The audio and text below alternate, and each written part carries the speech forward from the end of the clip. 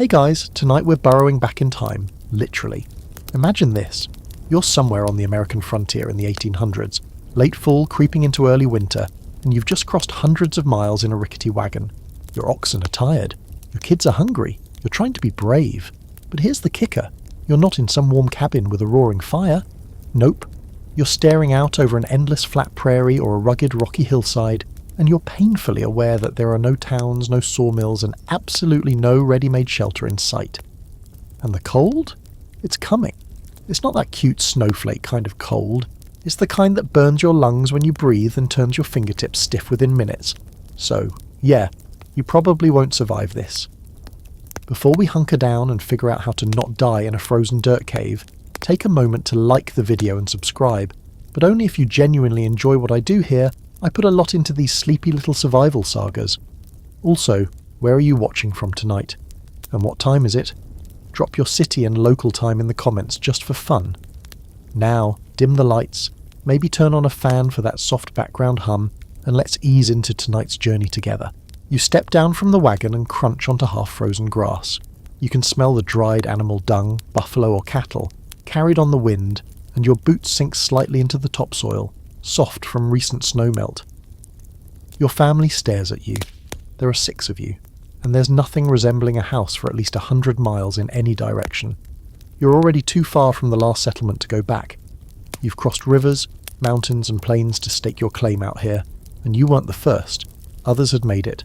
But right now, none of that is reassuring. The first snow could come tomorrow. So what now? The answer is hiding in plain sight, or rather just beneath your feet. You'll have to dig. That's it. Dig, and fast. The very same prairie sod that's crumbling under your boots might just be your salvation. You think about the stories other pioneers told around fires or in hushed whispers over camp trails, about people who dug into the ground and made little homes, almost like animals. Dugouts. Not glamorous, not spacious, but warmish. Insulated by the very earth that would kill you if you stayed above it. Your first thought is, that sounds like desperation. Your second thought is, I'm desperate. So you get to work. Or, more honestly, you and your family get to work while the sun still offers some warmth. Your hands aren't exactly trembling from frostbite, yet, but you know that will change. The earth is stubborn, clay-thick, half-frozen already in places. You've got a shovel, a pickaxe, maybe a spade, and not much else. Your fingers ache. You curse under your breath because this isn't what you envisioned when you dreamed of owning land. There's no blueprint. There's just trial, error, and sheer will. By sunset, you've managed to scrape out a shallow pit, maybe 4 feet down and 8 feet across. The plan is to go deeper, then widen it. You pick a spot near a rise, something with natural drainage. A slight incline can be the difference between waking up warm or drowned by snowmelt. That's something no one tells you in those romantic pioneer pamphlets. Around you, the prairie glows orange as the sun drops lower. Coyotes yip in the distance. One of the oxen lets out a weary, mournful bellow. The kids are curled up in a pile of quilts, under the wagon, which now acts as the only semblance of shelter you've got. You start to wonder how the heck you ended up out here. Was it hope? Stubbornness? A promise of land and freedom that conveniently left out the part where you might freeze to death in a dirt hole? Still, you keep digging. Because that's what everyone else did. You think of the Swedes and Norwegians who moved west and practically invented the sod house on the plains. Some of them didn't even bother with wood. They stacked layers of sod, those thick, root-tangled clumps of earth, into walls that were surprisingly effective against wind and snow. Others went deeper, straight into hillsides, like prairie dogs, hiding from predators. Only their predators were hypothermia and starvation. Here's something weird. Archaeologists later discovered dugout homes so well hidden, they weren't found again for over 100 years. In some places they were mistaken for ancient caves. One even had shelves made from stacked books, frozen in place like eerie time capsules. One theory? The people who lived in them never left, or they left in a hurry. Maybe the winter got to them before spring did. Or maybe they just wanted to forget what they had to do to survive. You take a break and lean on the shovel. Your muscles are screaming. But as the wind picks up, you feel a bit of hope. The walls you've started digging already cut the wind in half. Down in the pit, it's quieter, warmer, less exposed. It's not a home. Not yet. But it might be one, if you live long enough to finish it. In the end, that's the theme here. You're not building a mansion. You're building a tomb you hope not to die in. Cheerful, huh? But here's the comforting part. Many did survive. The dugouts, the soddies, the root cellars converted into homes. They weren't just temporary fixes. For some settlers, they lasted through multiple winters. Some even stayed in them for decades, adding improvements bit by bit. Chimneys, wooden doors, glass panes scavenged from broken wagons. One pioneer carved their family's initials into the doorway beam, still visible today. Still, scholars argue over whether this method of survival was strategic brilliance or just chaotic desperation. Some say it's proof of human resilience. Others call it an act of sheer madness, like digging your own grave and deciding to live in it either way it worked. Sometimes, you stare up at the darkening sky, smoke from your campfire curling into the first stars. Tomorrow, you'll finish the hole. Maybe rig up a roof, maybe figure out how to build a fireplace that doesn't choke you in your sleep. But for tonight, you sleep beside it, not in it. Your hands are cracked, your back sore, and your breath is visible in the cold night air. But you've begun. You've dug in. Morning hits before you're ready. Not that you slept much. The cold has a way of slipping into every fold of fabric and curling up beside your spine like an unwanted guest. You woke up 5 or 6 times, each time half convinced your toes had frozen off. Your breath made little clouds under the wagon, and the oxen shuffled in their sleep, sending waves of frost-shimmered dirt down from their hooves. But now the sun's inching over the edge of the prairie, and the air's full of that pale, biting light that offers no warmth, just the illusion of it. Today, you dig or you die. It's that simple. You don't get to sit around dreaming about perfect homes with wood panelling and lace curtains. Right now, your dream home is a 6x8 pit that won't collapse on your head, or fill with water the first time it snows, so you stretch your sore arms, shake out your fingers, and go back to work before your body starts protesting too loudly. You've got a good start from yesterday. The hole is maybe waist deep now, but that's not deep enough. Not yet. You glance over at the others, your partner, already stoking a low fire, the kids still bundled up and not yet whining. You know you've got a few hours of good light before the weather turns, so you pick up the shovel, which is already blunted at the edges, and you start slicing into the earth. Digging into cold ground isn't just hard, it's a conversation with the land. The soil changes as you go down. Near the surface, it's soft, cracked, dry, a little forgiving. But then you hit the denser stuff. Clay, roots, patches of half-frozen grit that feel like rock. Every foot you go down makes your back scream louder. And let's not even talk about the blisters forming on your hands. You were told this would be hard. No one told you it would feel like tunneling into your own grave with a soup spoon. Still, you keep at it, because you've seen what happens when people don't. You remember the stories. Settlers frozen in their wagons, families who built fires inside canvas tents and never woke up, children buried in snowdrifts. This land doesn't care about you. The only way to survive it is to out-stubborn it. By noon, you've carved out a squarish chamber nearly 6 feet deep. It's not pretty. The walls are uneven, bits of sod still clinging in patches, roots hanging like forgotten cords. But it's deep enough now that, when you step into it, the wind is almost completely blocked. It's a strange silence, one that hums in your ears like you've stepped into another world, the kind of quiet that feels ancient. And that's when you start to understand something odd, something fringe. For all the ruggedness and brutality of what you're doing, it's not new humans have been living underground for centuries. From the cave dwellers of Cappadocia to medieval cellars in Eastern Europe, people have always turned to the earth when there was nowhere else to go. You're not inventing something, you're remembering it, instinctively.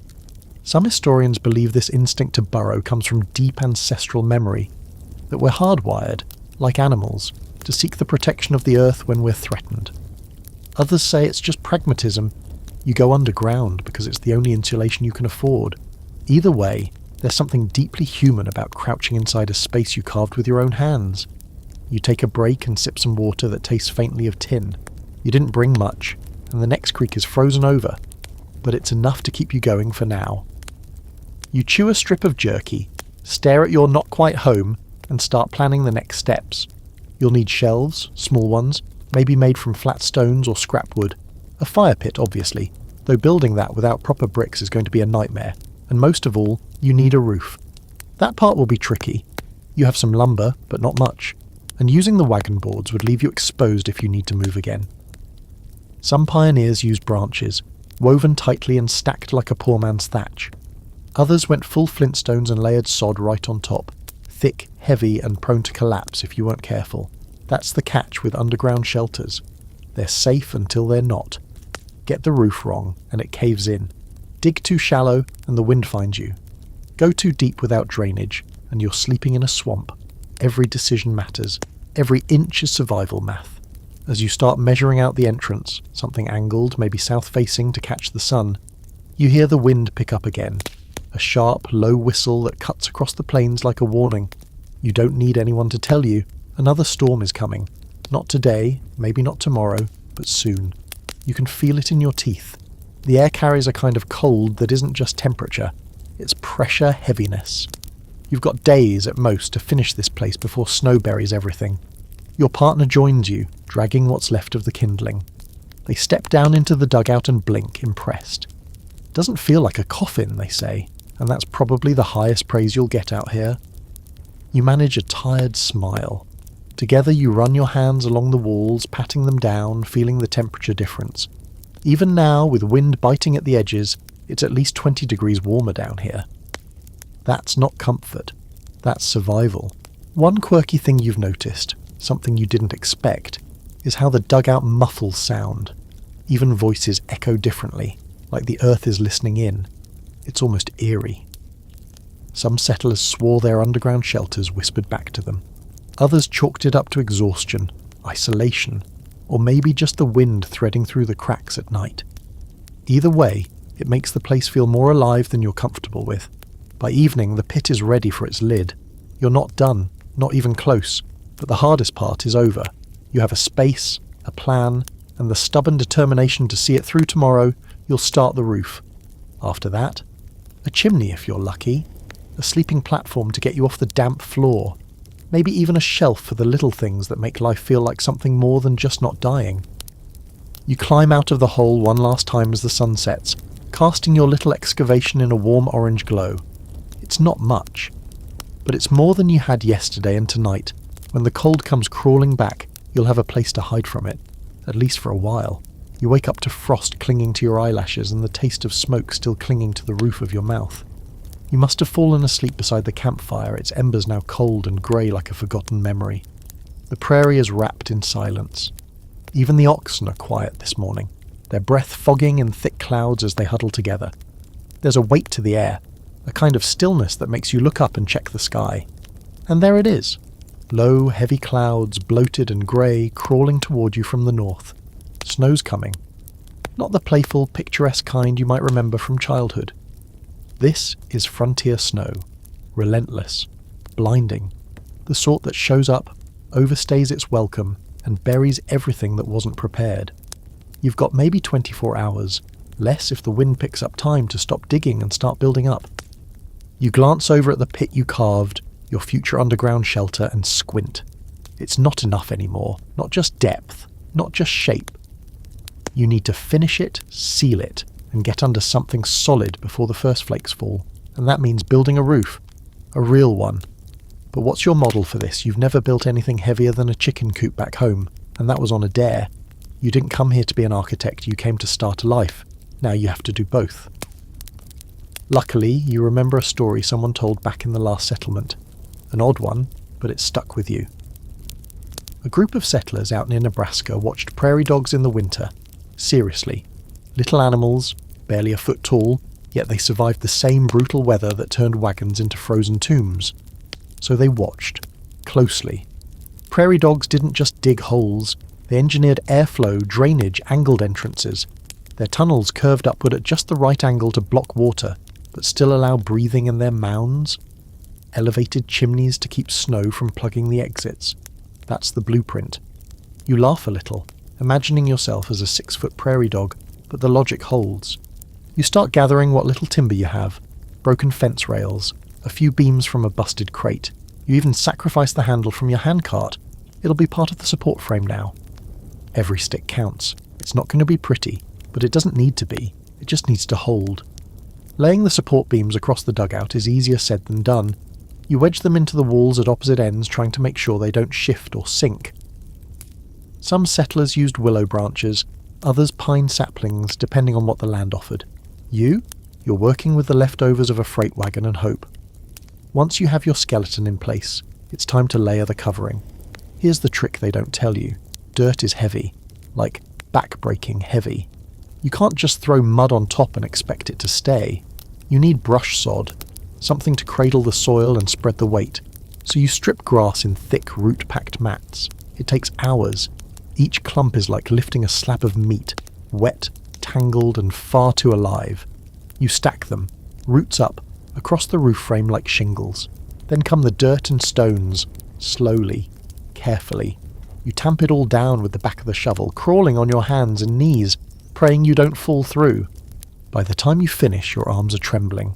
The roof's not elegant, it's lumpy, sloped unevenly, patched with every last scrap of material you could find. But it holds you test it. Sit on it. Listen for creaks. Nothing. That's either a very good sign or a very bad one, and you're too tired to care which. One quirky little moment hits you as you back away to admire your work. A family of field mice scurries over the hill beside your dugout, completely uninterested in your masterpiece. They dive into a hole no wider than your wrist and vanish like magic. You stare for a second and mutter, "Show-offs." You move on to the entrance. This part is crucial. A bad entrance turns your shelter into a wind tunnel, so you dig a trench, just deep enough to walk through hunched, and angle it downward, toward your main chamber. You want the doorway lower than the living space to stop water and snow from flowing in. The ideal setup? A Z-shaped entrance with a flap of heavy fabric or animal hide. Of course, you don't have that, so you improvise with an old canvas tarp and a lot of wishful thinking. Now for airflow, you remember the prairie dogs again. Settlers used to build 2 holes, one for going in and out, the other for smoke and ventilation. You're not fancy enough for a second chimney, but you do carve a narrow shaft through the back wall and up through the roof, something that can act as a crude vent. You cap it with a ring of stones and an old skillet lid to keep the snow out. And finally, you crawl inside. It's barely tall enough to sit up in. Your head brushes the roof, your back touches the wall. It smells like wet clay and sweat, but it's quiet still, almost warm. You light a small candle stub and place it in a little indentation in the wall. The flicker dances across the space, revealing the rough-hewn walls, the packed dirt floor, and your partner peering in with an expression equal parts horror and amazement. "Home sweet hole," you say, voice scratchy. There's laughter, real, tired laughter, and for a second things don't feel so bad. Scholars later argued about whether dugouts like this were actually safe. Some claimed they were more dangerous than they looked, prone to carbon monoxide poisoning, collapse, rot. Others insisted they were architectural marvels of necessity, especially in areas with no timber. One debate even centred on whether the mental strain of living underground caused more damage than the cold ever could. Could you spend weeks without daylight and stay sane? But in the moment, none of that matters. You're in, out of the wind, below the frost line, and for the first time in days you have a barrier between you and the brutal, uncaring sky. Outside, the first snowflakes drift down, thin at first like ash, then thicker, heavy. You hear them hit the tarp above the doorway with soft thuds. You settle into your dirt-walled bunker, pull a blanket around your shoulders and listen. For now, you've won. Morning doesn't arrive so much as it sneaks in. The only clue that a new day has begun is the faint grey light pushing through the smoke hole. Filtered and cold, no rooster crows, no sunshine beams through windows, just you, blinking in a tight earthen room that smells like damp wool and smoke, with the ceiling close enough to slap if you had the energy. You're alive, that's the win, your shelter held. Through the night, snow fell hard, thick enough to bury the wagon's wheels and smooth the landscape into a white, endless hush. But inside your dugout, still above freezing, a small miracle. The walls did their job, and the roof, wobbly, sad-looking thing that it is, didn't cave in. Not even under the weight of a foot of fresh snow. You almost want to name it. You sit up slowly, feeling every muscle argue. Your shoulders feel like they've been kneaded by a particularly angry horse. The ground beneath your bedroll is stiff, cold, and unyielding.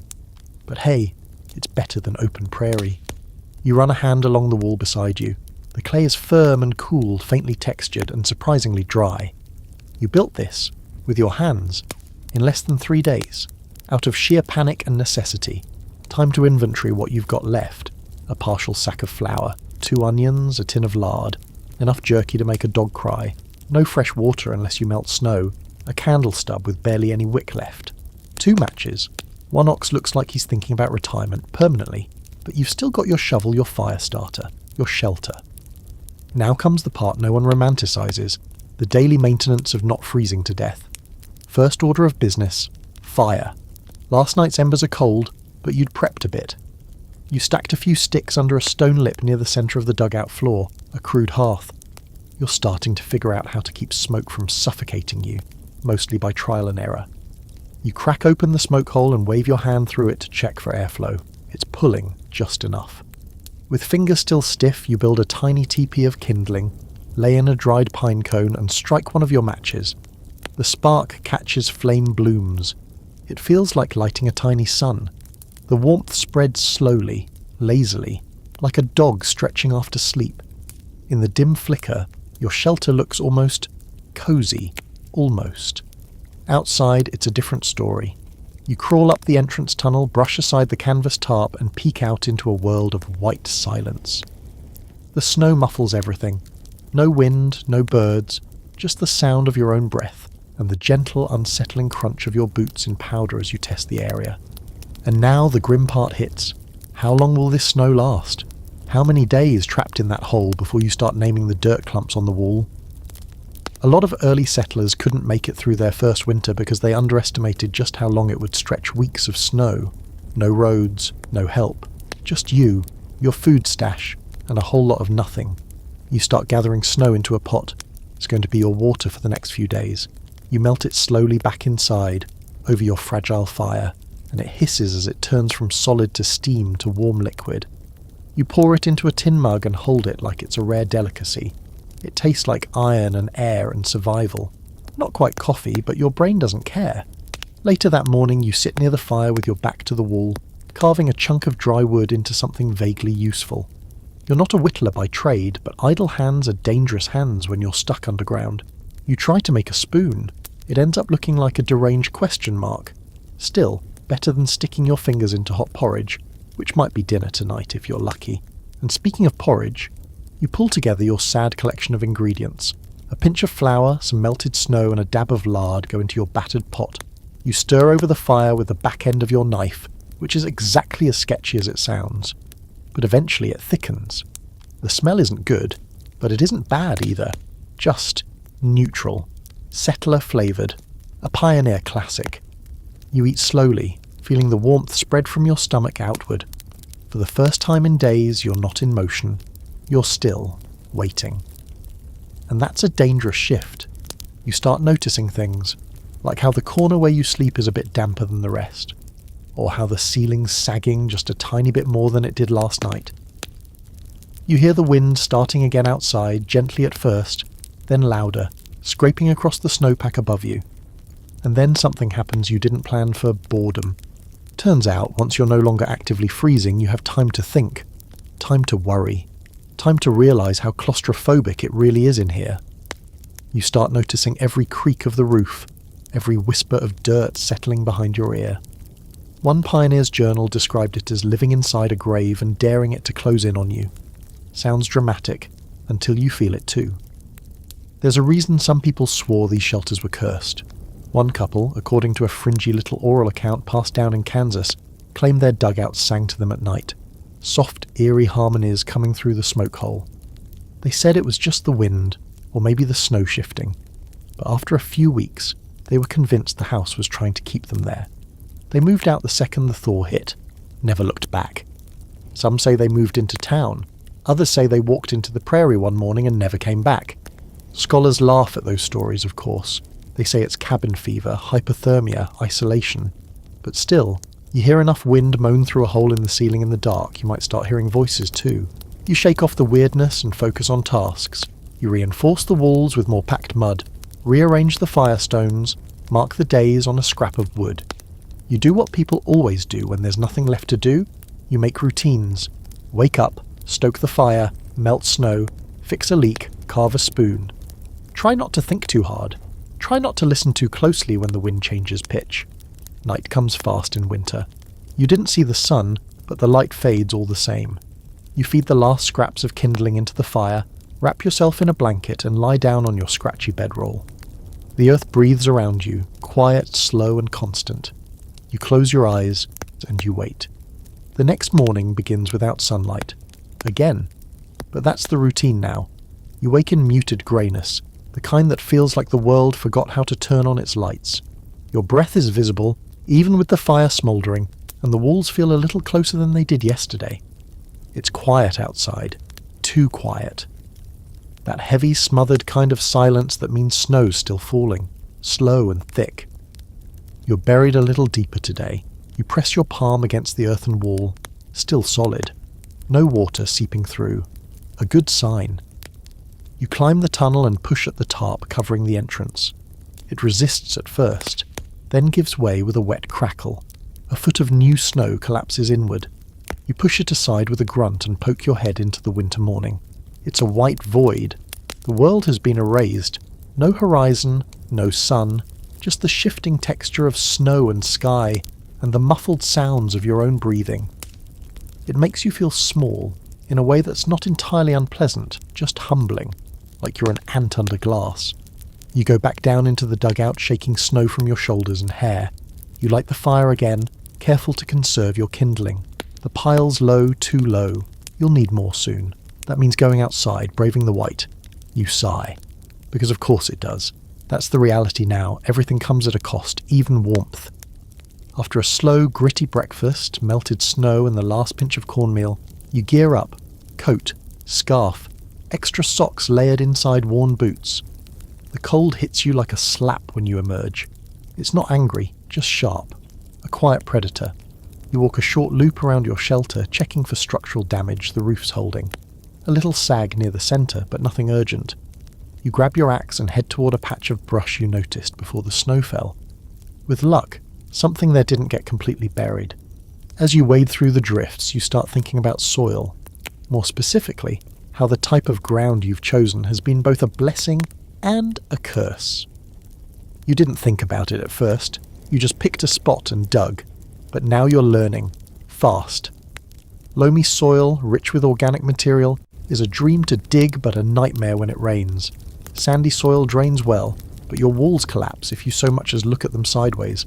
And clay? Clay's a strange beast. Hard as stone in the cold, sticky and impossible when wet. But if you're lucky, you get a mix, what early homesteaders called prairie gold, firm enough to hold shape, porous enough to breathe. You figure your current shelter is somewhere between loam and clay.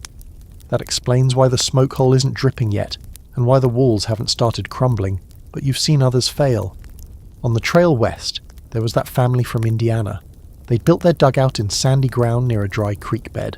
Looked fine at first, until the first thaw came. The walls gave out in the middle of the night. Their shelter turned into a mudslide. They were lucky to escape with their boots. You find the brush pile under a drift. Thankfully not frozen solid. The twigs snap easily, and you fill your arms with as much as you can carry. It's not enough, but it's a start. As you walk back, you catch sight of your own tracks from yesterday, already softened by fresh snow, like time trying to erase you. Back inside, the dugout feels warmer now. That might be your body playing tricks on you, but you'll take it. You lay the new kindling near the hearth to dry. It smells like sap and frost, clean, earthy. You think about collecting more later, maybe even digging a small trench near the entrance to store emergency firewood. If the snow gets worse, you won't be able to forage every day. Settlers used to call this the second build. The first build is the panic shelter. Just dig fast, roof it, survive. The second build is when you start thinking like someone who plans to stay alive long enough to regret it. You reinforce walls, add shelves, carve out niches for storage. One woman you met weeks back said she used hollow gourds as canteens, sealing them with wax and hiding them in the walls of her shelter. Clever. If you ever find a gourd again, you'll steal the idea. As the fire catches, you sit back against the dirt wall and let yourself breathe for a moment. The dugout is ugly, cramped, damp in spots, but it's yours. And in some bizarre way, it's starting to feel like a place. like something more than a panic cave. You even start to notice the little details, the faint layers in the soil like pages in a book, tiny insect tunnels fossilized in the clay, the way the firelight plays against the craggy surface. It's not beautiful, but it's real. And just when you start to think you're adjusting, you hear something. A groan. It's deep, low, and comes from overhead. You freeze, then listen harder. Nothing, just wind. But for a second, it felt like the roof shifted, like the earth settled a little too much. You check the support beams, still solid. No fresh cracks, no leaks. Probably just snow sliding off. Probably. Still, you can't help but think of the stories, the Fringe ones. There's an old account buried in a memoir you found once, about a trapper in Montana who swore his dugout tried to sink him back into the ground. The man was convinced the earth was alive watching, judging. He slept sitting up for weeks, eventually moved into a canvas tent just to get away from it. Froze to death, ironically. Scholars? They dismiss it. Classic frontier madness. Isolation plays tricks on the brain, but part of you gets it. When you live inside the earth, your senses go funny. Every sound becomes suspect. Every creak is a threat. You start to feel like you're squatting inside something ancient that tolerates you. Barely. You shake the thoughts off. Check the fire. Stir the embers. The glow steadies your nerves. You pile more kindling on. The flames snap and hiss like they're telling jokes you're not smart enough to understand. You let them talk. Then slowly you stretch out on your bedroll. Pull your blanket over your shoulders. Let your body sink into the uneven, frozen floor. Outside, the snow keeps falling. Inside, the earth holds, for now. You're starting to lose track of how many days it's been. Time is a flat, frozen circle now. Light fades in, fades out, and all of it happens through a haze of smoke, snow, and the dull ache in your lower back. There's no calendar on the wall of your underground hideaway, no ticking clock, just your internal rhythm, which by now beats to the pace of firewood use and how long it takes a pot of snow to melt over embers. Today begins like the rest. Quietly. Too quietly. You wake to an odd stillness that's different from the usual hush. The kind that makes your skin crawl a little. A quick check outside confirms it. A fresh layer of snow, maybe 6 inches, smooth as icing on a cake. No wind, no movement. Just a landscape blanketed in eerie calm. But it's not the snow that sets you on edge. It's the air. There's a wetness in it today. A subtle softness to the cold that feels wrong. You look up toward the clouds and realize what it means. A thaw. That soft, deceptive warmth that pioneers learn to dread. It tricks you into thinking the worst is over. But often it's the beginning of a different kind of trouble. Because when the snow melts, and the air turns wet, your carefully dug hole in the earth can suddenly become a bathtub. Or worse, a grave. Back inside, you eye your walls suspiciously. They seem fine, but you know better. One good soak and they could turn to sludge. You start clearing drainage channels outside, little ditches sloped away from the entrance. You do it fast, breath huffing in clouds, body half frozen and half panicked. You've heard stories. One family, up near the Dakota border, was found drowned in their own dugout, when a sudden melt funneled water straight through their entrance tunnel. They never even made it to the door. You dig deeper, pack snow along the sides of the channel, to form makeshift walls. Your fingers sting from the wet. You scoop out slushy ice with a tin cup and toss it as far away as you can. It's messy, miserable work, and it's not even guaranteed to help. That's the curse of elevation on the frontier.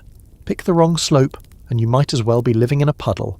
Pioneers who built into hillsides had better luck water ran off. Heat stayed in.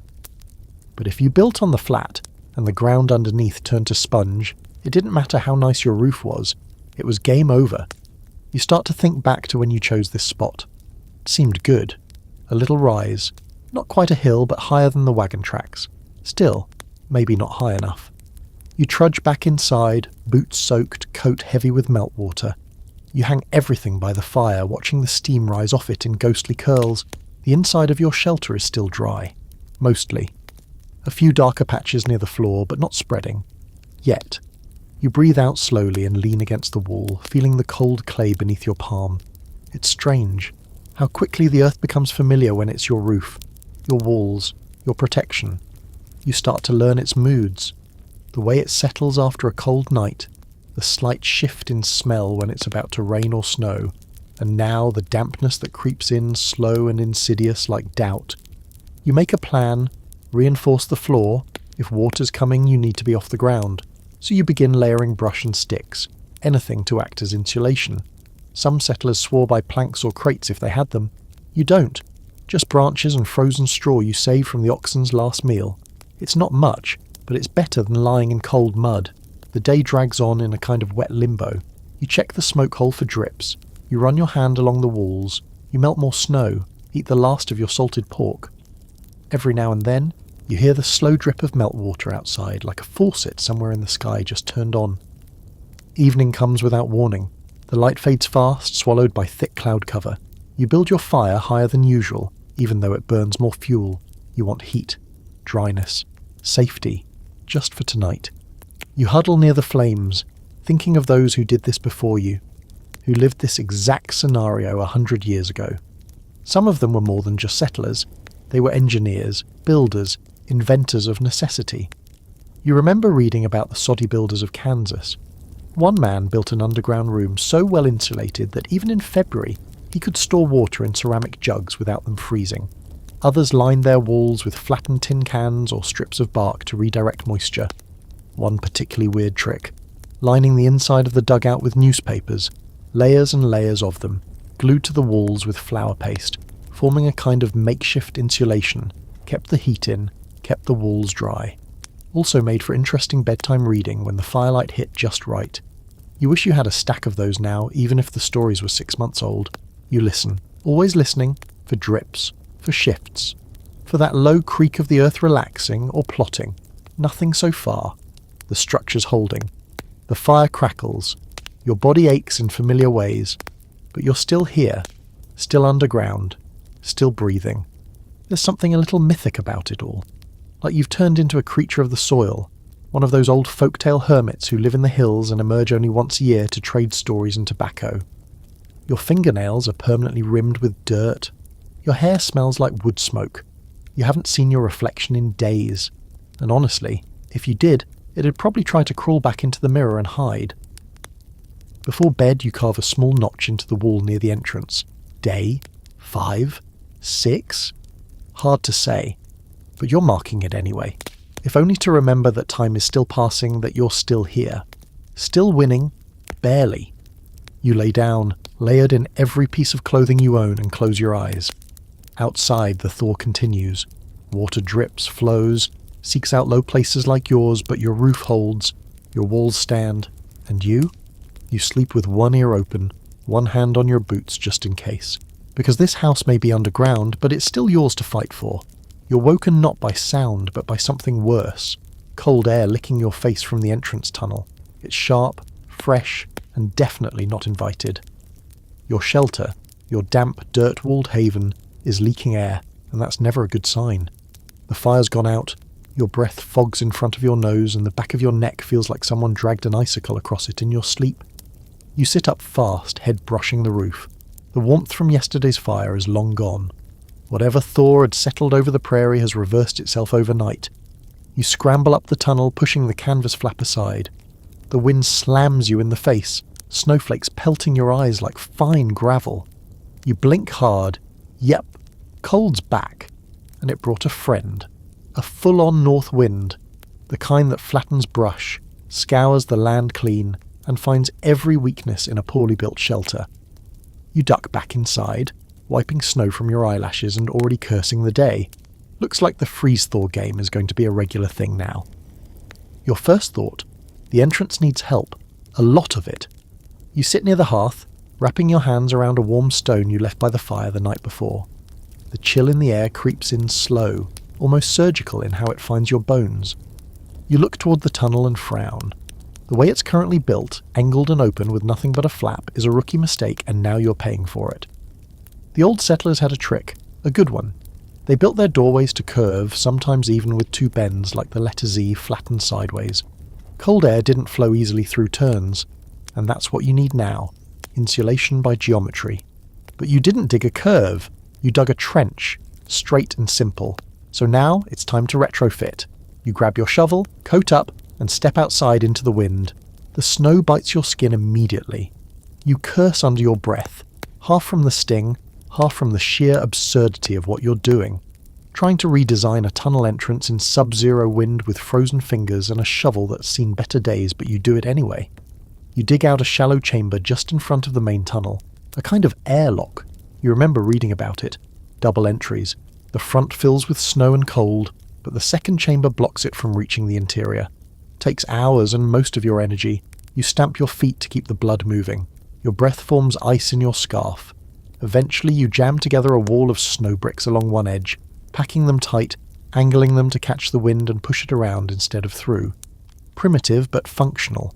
You even pile brush against the top to weigh it down. Back inside you feel the difference almost instantly. The wind is quieter. The air is still sharp, but no longer seeping in like it owns the place. You sit near the hearth, relight the fire, and finally let your body rest. You've made your dugout smarter. You've learned. You feel a little like a fox, adapting, adjusting, surviving by design. And that's when it hits you. You've started thinking like the land, not against it, with it.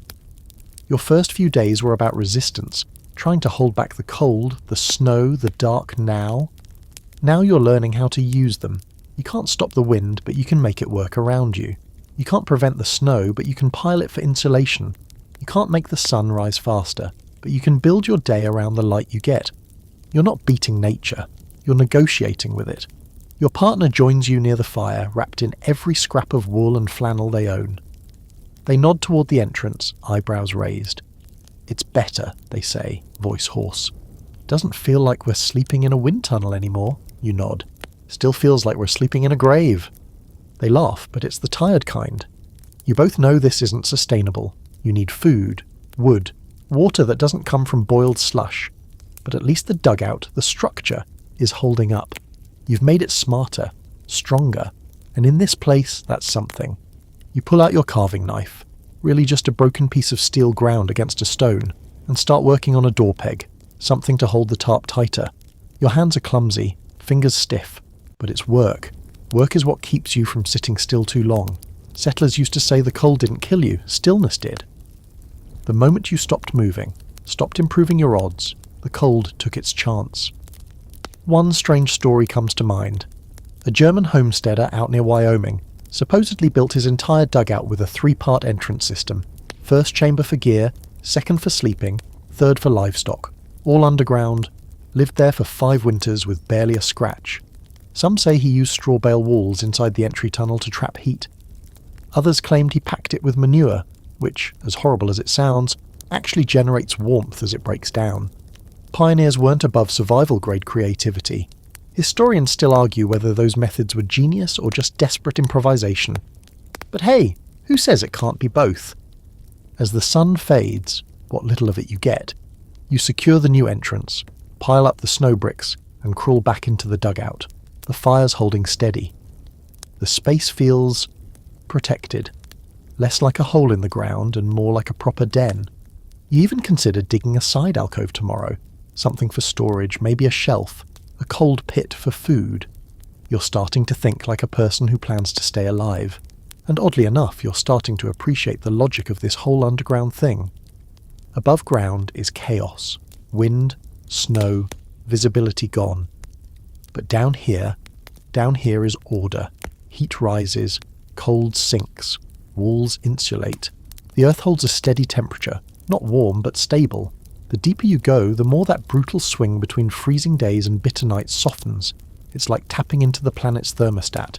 You crawl into your bedding, the fire's warmth brushing your face, and feel a strange sense of pride. You improved the shelter today, solved a problem, beat the wind at its own game. For a moment you even allow yourself the smallest of luxuries, imagining spring, green grass, dry boots, sun on your face. The idea of standing on top of this very spot one day, the dugout collapsed or buried or forgotten, and thinking, I lived down there, and I made it. But that's for later. Tonight you sleep under a snow-covered roof of sticks and dirt with the wind howling just outside, and the knowledge that even in a frozen wasteland, a hole in the ground, built with desperation, sweat, and just enough smarts can be enough. The roof has started talking to you, not in words, thank God, but in creaks, Groans. That slow, uneasy shift of packed snow settling on top of wood that was never meant to carry weight. It starts sometime in the early morning, before full light, after your fires burn down to a whispering glow. The sound is faint at first, like an old man clearing his throat politely, but then it gets bolder. A deep crack, almost like a rib shifting.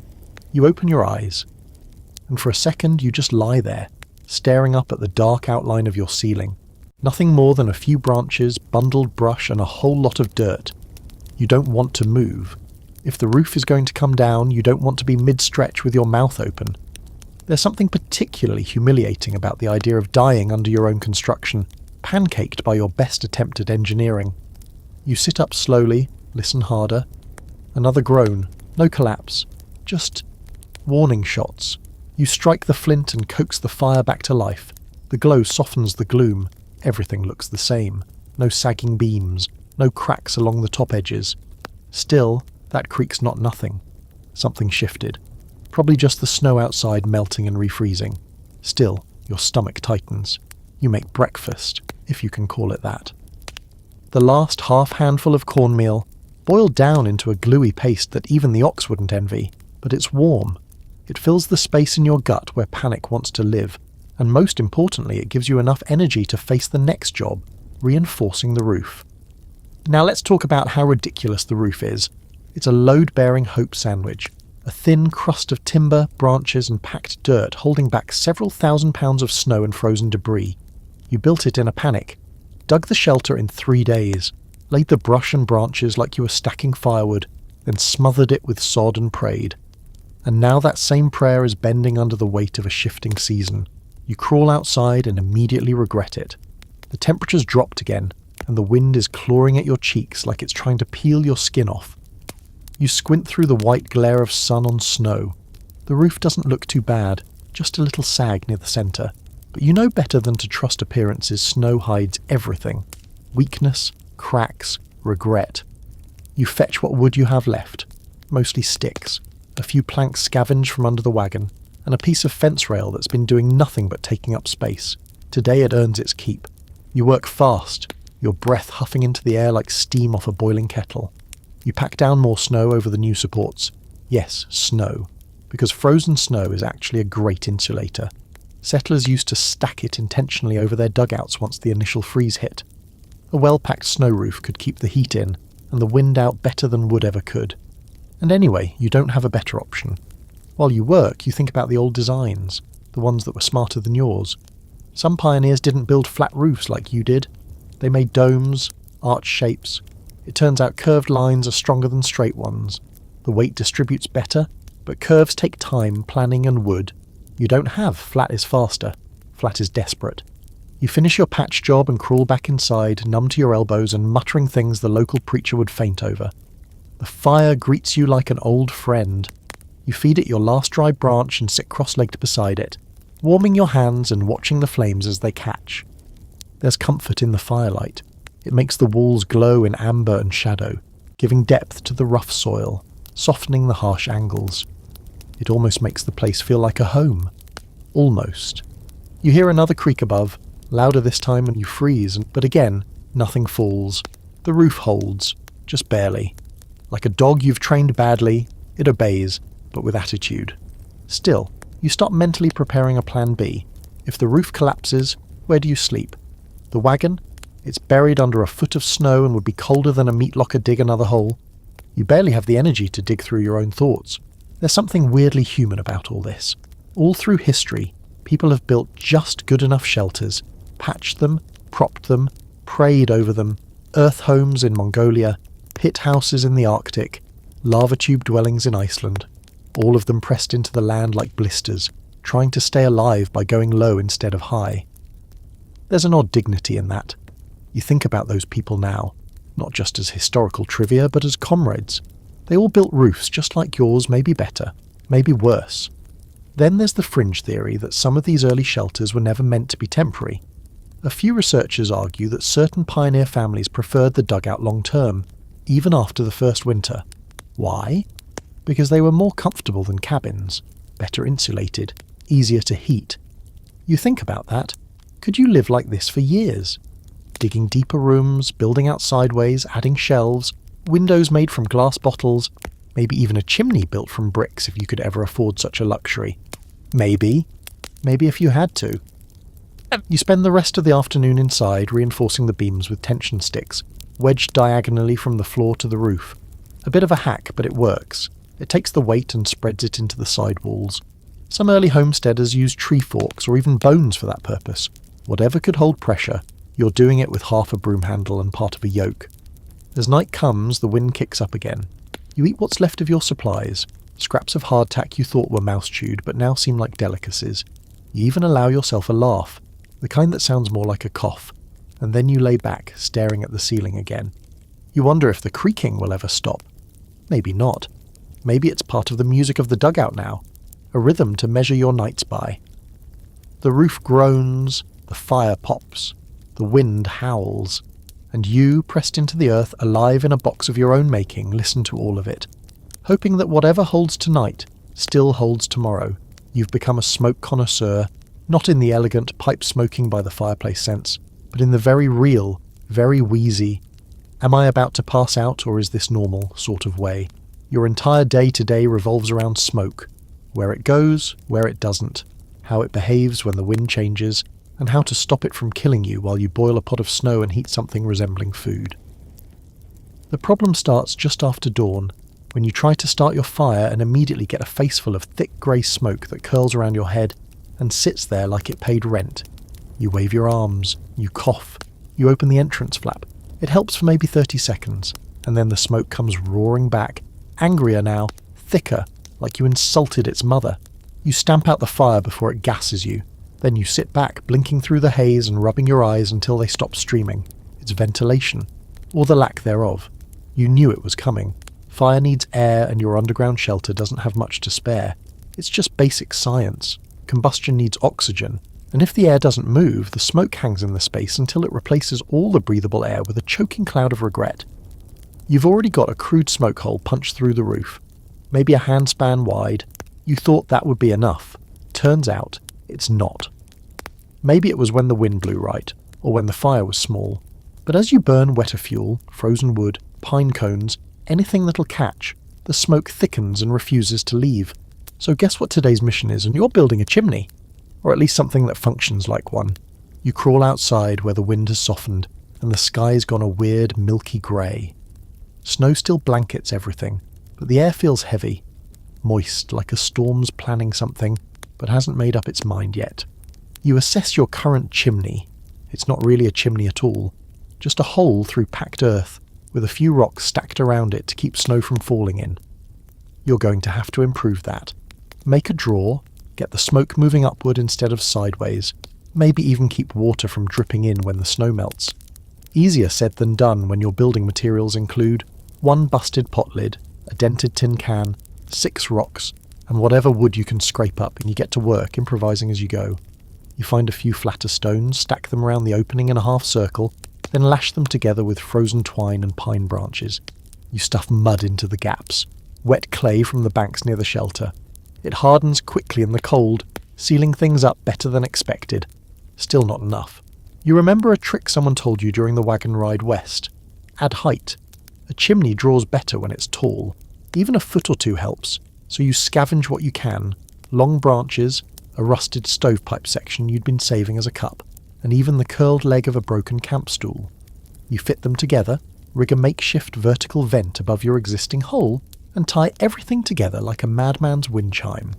It's ridiculous. It looks like a one-person art installation titled Desperation in Winter. But it just might work. Back inside, you relight your fire. This time you wait. Watch. The smoke starts to rise, slowly, cautiously. You watch it curl up past your face toward the ceiling, and then, blessedly, into the new chimney. Not all of it, but enough. You breathe deep. Air. Real air. You sit back, triumphant in the quietest, coldest victory you've ever experienced. Of course, now the fire is burning and the smoke is leaving, but so is the heat. That's the trade-off. More air, more draw, less warmth. You pile stones around the hearth to reflect heat back toward you. Stack up some old rags behind your bedding as insulation, and huddle closer to the flames. It's all about balance. Smoke that doesn't kill you, heat that doesn't leave, and oxygen that doesn't run out. This is the line pioneers walked every day. Some dug their shelters so deep they couldn't get a fire going at all. Smoke would just fill the chamber. Others built chimneys out of sticks and mud, hollow logs, even packed snow. One woman in Nebraska supposedly used the trunk of a dead cactus as a flue, hollowed it out, stuck it through the roof, and burned manure for fuel. Her neighbours called her crazy, until their own shelters started filling with smoke and they copied her setup. You think about her as you poke the fire, watching sparks curl upward into your homemade vent. There's a strange solidarity in it. All of you, across time, building absurd contraptions out of what you can find, just trying to survive a few more nights underground. And then, just as you're starting to feel warm again, the smoke changes direction. It doesn't creep up anymore, it billows sideways. You cough, immediately on alert. You check the chimney, still intact. The air outside must have shifted. That's the thing with makeshift flues. They're moody. Sometimes they work. Sometimes the wind reverses and dumps the smoke right back into your face. It's not just about having a hole, it's about pressure-temperature differences. Drafts. This is frontier thermodynamics, and you're learning it one lungful at a time. You adjust the tarp over the entrance, open the flap a little to create a cross breeze. Slowly the smoke finds its path again, rising, pulling, behaving. You sit back down, exhausted. But you're also, dare you say it, proud. This is your shelter. You dug it. You built its bones. And now you've given it lungs. Crude, blackened lungs, puffing smoke into the pale winter sky. But lungs all the same. It breathes, and because of that, so do you. Night falls. You cook something over the fire, a mash of stale biscuits and melted lard. You pretend it's stew. The flames flicker gently, curling toward your new chimney with something like respect. You wrap your blanket tighter, settle against the wall and close your eyes. Outside, the snow waits patiently for its next move. Inside, your shelter breathes in rhythm with you, and you sleep. Smoky, sore, but still alive. It's the cold that wakes you. Not loud, not sudden, just a creeping chill that slowly works its way under the blanket, up your spine, and into your ribs like a whispered threat. You open your eyes and immediately see the problem. The fire's out. Again. Not just smouldering. Completely dead. The last embers lie in the hearth like cold teeth, grey and lifeless. You sit up, breath clouding in the air, and immediately notice the deeper problem. Your breath is visible and not floating. It's hanging low, curling down instead of up, which can only mean one thing. The air inside the dugout is colder than it should be. Way colder. And that means the fire wasn't the only thing that died last night. Something's gone wrong. You pull on your boots with stiff hands, tug your coat around you, and crouch near the hearth. The chimney's still intact. No obvious collapse. No blockage that you can see. You poke through the ash, looking for even the tiniest spark, but it's all cold. You might as well be digging through a graveyard. Which you start to think grimly is kind of what this place is becoming. Your thoughts drift, because that's what happens when you're freezing. To all the ways pioneers tried to heat their shelters without burning everything down. Fire was the most obvious method, sure, but not the only one. Heated rocks, buried hot coals, oil lamps. Some settlers even constructed underground ducts, running them from a fire pit outside into the shelter, channeling warm air like primitive HVAC systems. Of course, most of those required materials you don't have. Bricks, sheet metal, or at the very least more than one pair of hands and a working knowledge of what duct even means. You consider relighting the fire, but the thought of wasting another match, you're down to your last one, gives you pause. If it doesn't catch, that's it, game over. So instead, you wrap your blanket tighter and do what the old-timers did. You wait for the sun. Sort of. The sky never really clears. It just lightens slightly. Less black. More a sullen shade of charcoal. You decide to check outside, half hoping for sun, half dreading what the wind might be doing. You crawl through the entry tunnel, brush aside the canvas flap and stick your head into a world that is somehow even colder than it was yesterday. The wind has shifted again. It's a low humming wind that doesn't scream. It whispers. That kind is worse. The howling ones. You can fight. The quiet ones slide under your clothes and settle in your bones. You move around to the chimney and immediately see the issue. It's frozen over. The top of your makeshift flue is packed with a layer of frost and refrozen snow, thick enough to choke off the airflow. Without draw, the fire choked itself out, and the cold crept back in. You bang it with a rock until the ice cracks loose. It slides off the side of the roof and into the snow below with a thud. A few birds scatter from a nearby bush, surprising you more than it should. Life still exists out here, apparently. You eye the chimney again, now cleared, and feel a flicker of hope. Back inside, you prep your kindling. Dry twigs, a scrap of pine bark, and one of your last candle stubs cut into slivers. You use the match, your final one. With trembling fingers, the spark catches. The fire flares to life. You sit back on your heels, watching the flames as if they're telling you a bedtime story. The smoke rises properly now, drawn upward by the freshly cleared flue. Within minutes, the air starts to warm again, just slightly. Enough that your face stops hurting. You fall into the rhythm of it. Feed the fire, melt snow, check the chimney, watch the wind, repeat. But even as the shelter warms, your thoughts keep circling back to a deeper, older truth. Fire isn't just heat. It's security. It's company. It's the one thing standing between you and the deep quiet of the grave. One story you remember, passed down from a distant great-uncle, was about a man who lived in a dugout through 4 winters. No fire, just layers, of fur, of wool, of earth. He insulated the dugout so thickly, lined it with animal hides and moss, that his own body heat was enough to keep it livable. He reportedly slept curled next to a milk goat for extra warmth. Some say it's legend. Others say it's possible, with enough stubbornness and body fat. Either way, it paints a picture of what life was like when even fire couldn't be trusted to last. There's a reason so many frontier shelters went up in smoke. Sparks catching on straw bedding, chimneys backing up, fires left overnight, smouldering too hot in too small a space.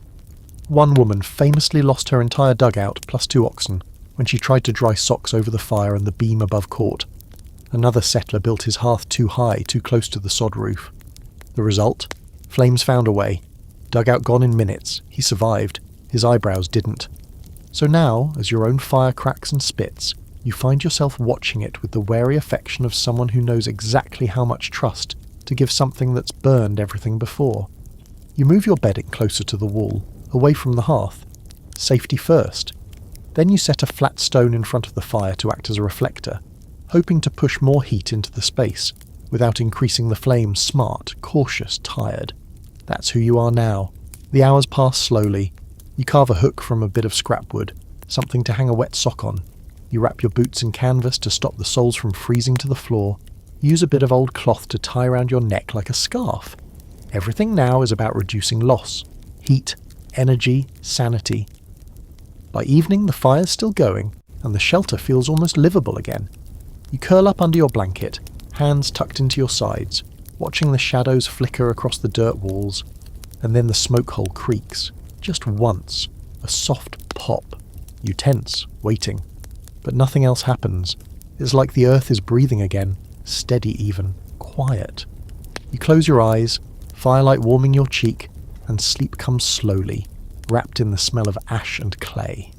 By now, your standards for comfort are so low they've tunneled under the floor and kept digging. A flat patch of dirt. Luxury. A night with only mild frostbite. 5 stars. A bowl of something warm and vaguely edible that doesn't crunch unless it's supposed to. Michelin tier. And yet, somehow, the most pressing daily challenge isn't building or firewood or even food, it's sleep. Or more specifically, sleeping in a damp hole without slowly losing your mind. The floor, despite your best efforts, is never quite dry. You've lined it with straw and sticks, even heaved in a slab of bark to use as a sleeping board, but moisture has a way of finding you. It rises from the soil, seeps through the edges. It settles into your clothes, your bedding, your bones. You wake every morning feeling like a half-buried log, cold, stiff, and growing things you'd rather not think about. You crawl out from your cocoon of blanket and canvas, joints popping, and grope for your boots. They're frozen. Again. You slam them against the ground until they loosen up enough to wedge your feet in. The sound echoes through the dugout like a gunshot. You laugh. One of those brittle, sleep-deprived laughs that sounds like it could go either way. Humour or breakdown? You poke the fire, still burning, bless it. The chimney's drawing well after yesterday's fix, and the shelter even smells faintly of smoke instead of swamp. That's progress. You throw on a few twigs and blow gently, the flames flare, you squat beside it, hands out, and pretend you're somewhere civilised: a hearth, a kettle, a chair that isn't also your pantry.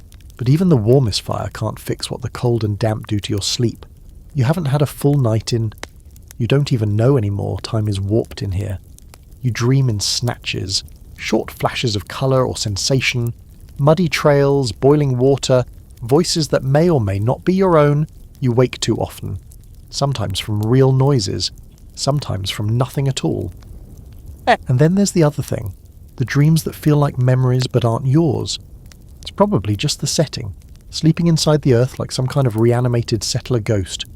But lately your dreams have started slipping into places you can't explain. You dreamed of a child singing in German, of someone carving patterns into the dugout walls by candlelight, of a woman who couldn't stop brushing the dirt off her sleeves even when there was no dirt left. Are they dreams? Hallucinations? Frontier burnout? Probably just your brain making noise in the quiet. You think about how the old pioneers handled it. Some didn't. One journal from a man in the Nebraska Territory mentions how his wife refused to sleep in their dugout after the third night. She claimed the damp made her bones ache and the dark made her forget the shape of morning. She moved into the wagon with their children slept sitting up. Made it through the winter, but never went underground again. Others doubled down, lined their walls with tarps, dug trenches beneath their bedding to divert moisture, even built raised platforms from brush and timber. You consider doing the same. A raised bed, even a few inches off the ground, could help. You grab your hatchet and start eyeing your remaining supplies. Some poles, a few broken branches, nothing elegant. But it doesn't have to be pretty. It just has to hold you. The rest of the day is spent building a platform against the back wall, about a foot high, lashed together with twine and desperation. You use everything. Tent poles, a bent wagon spoke, even the paddle from a cooking pot. It takes hours, but by sunset you've got something that vaguely resembles a bed frame. You toss your bedding onto it and sit, testing it gently. It holds, no squish, no dampness, and you're off the ground. It feels unnatural, like floating. You reward yourself with the last bit of lard melted into snow water. It's more drink than soup, but it's hot, and that's what counts. That night, when you climb onto the platform and lie down, the difference is immediate. The air feels warmer up here. The smell of mould is fainter. The cold doesn't press into your back like it used to. You stare at the ceiling and wait for the dreams. They come, but not the old ones. This time it's something new. A firelit room, larger than your dugout, lined with shelves and bundles of dried herbs. A woman speaking softly in a language you don't recognise, her fingers tracing a pattern in the dirt floor. You wake with a start. No noise, no reason, just that uncanny sense of being watched. You sit up slowly, heart pounding, and scan the room. Nothing, just your shovel in the corner, the fire still glowing, the silent weight of the earth around you. You rub your eyes and lie back down, pulling the blanket tighter. Scholars debate whether sleep deprivation or isolation is more dangerous in these situations. Some claim the lack of sensory input, no sunlight, no varied sounds, can cause mild hallucinations within days. Others argue it's the sleep interruption that pushes people over the edge. When your brain can't rest, it starts inventing things to stay occupied. Sounds, faces, stories. That's how the ghost tales were born. People in dugouts for too long, listening to the wind too closely. You're not there yet, but you can see how someone could get there, easily. Still, the raised bed helps. You get your longest stretch of sleep in days, almost 4 hours without waking. You feel human again. Not totally, but enough to remember that sleep isn't a luxury, it's survival. In the morning you sit beside the fire, sipping hot snow, and realise something both beautiful and a little terrifying. This dugout isn't just a shelter anymore, it's becoming your home, and that means you've already surrendered something. The moment you climb out of the dugout, you feel it. Not the cold, that's constant by now, a second skin, but something deeper, stranger. The air is still, too still, as if the world has paused mid-breath. The snow beneath your boots doesn't crunch the way it usually does. It creaks, like it's thinking. You turn in a slow circle, scanning the horizon. Everything's white. Everything's frozen. Everything's quiet. And yet, somehow, you know. The storm's coming, not the scattered flurries or icy wind you've already endured. This is the kind they wrote about in Letters Home, when the sky goes yellow-grey and the snow falls sideways, when oxen vanish in the white and whole cabins disappear under drifts a true winter storm. And it's not days away, it's hours. You crouch at the roofline inspecting the sod. It's held so far, amazingly, really. But now you don't trust it, not with what's coming. You press your glove against the frozen surface, feel the brittle edges, the way the dirt shifts under the weight of snow. You'll need to reinforce everything. Roof, walls, entrance, all of it. Back inside, the shelter feels warmer than usual, not by much, but enough that the condensation on your breath doesn't linger. That's the earth working in your favour. Temperatures underground, even a few feet, stay relatively stable compared to the chaos above. It's a slow change, a sluggish rise and fall. While the world outside turns violent, your dugout stays in its own little climate bubble. Cold, yes, but predictable, survivable. That's the secret no one tells you. The earth is your blanket. You start fortifying the entrance first. You pack snow around the frame, making a tight seal to block the wind. You wedge sticks vertically along the inside walls and lash them together with twine to form a skeletal brace. Then, from the inside, you stack every spare blanket, coat and piece of fabric you own against the door flap. It's not elegant, but when the storm hits, that flap's the only thing standing between you and the wind clawing down your tunnel like a hungry thing. Next, the roof. You crawl up again, carefully this time, and press down on the weak spot that creaked 2 nights ago. Still holding, but barely. You pile more snow on top, pressing it down, shaping it. Counterintuitive, sure, but it works. Snow, when packed and frozen, insulates like wood never could. The settlers who lived through prairie winters figured that out fast. They'd stack drifts against their homes on purpose, walling themselves in, using winter's worst weapon as armour.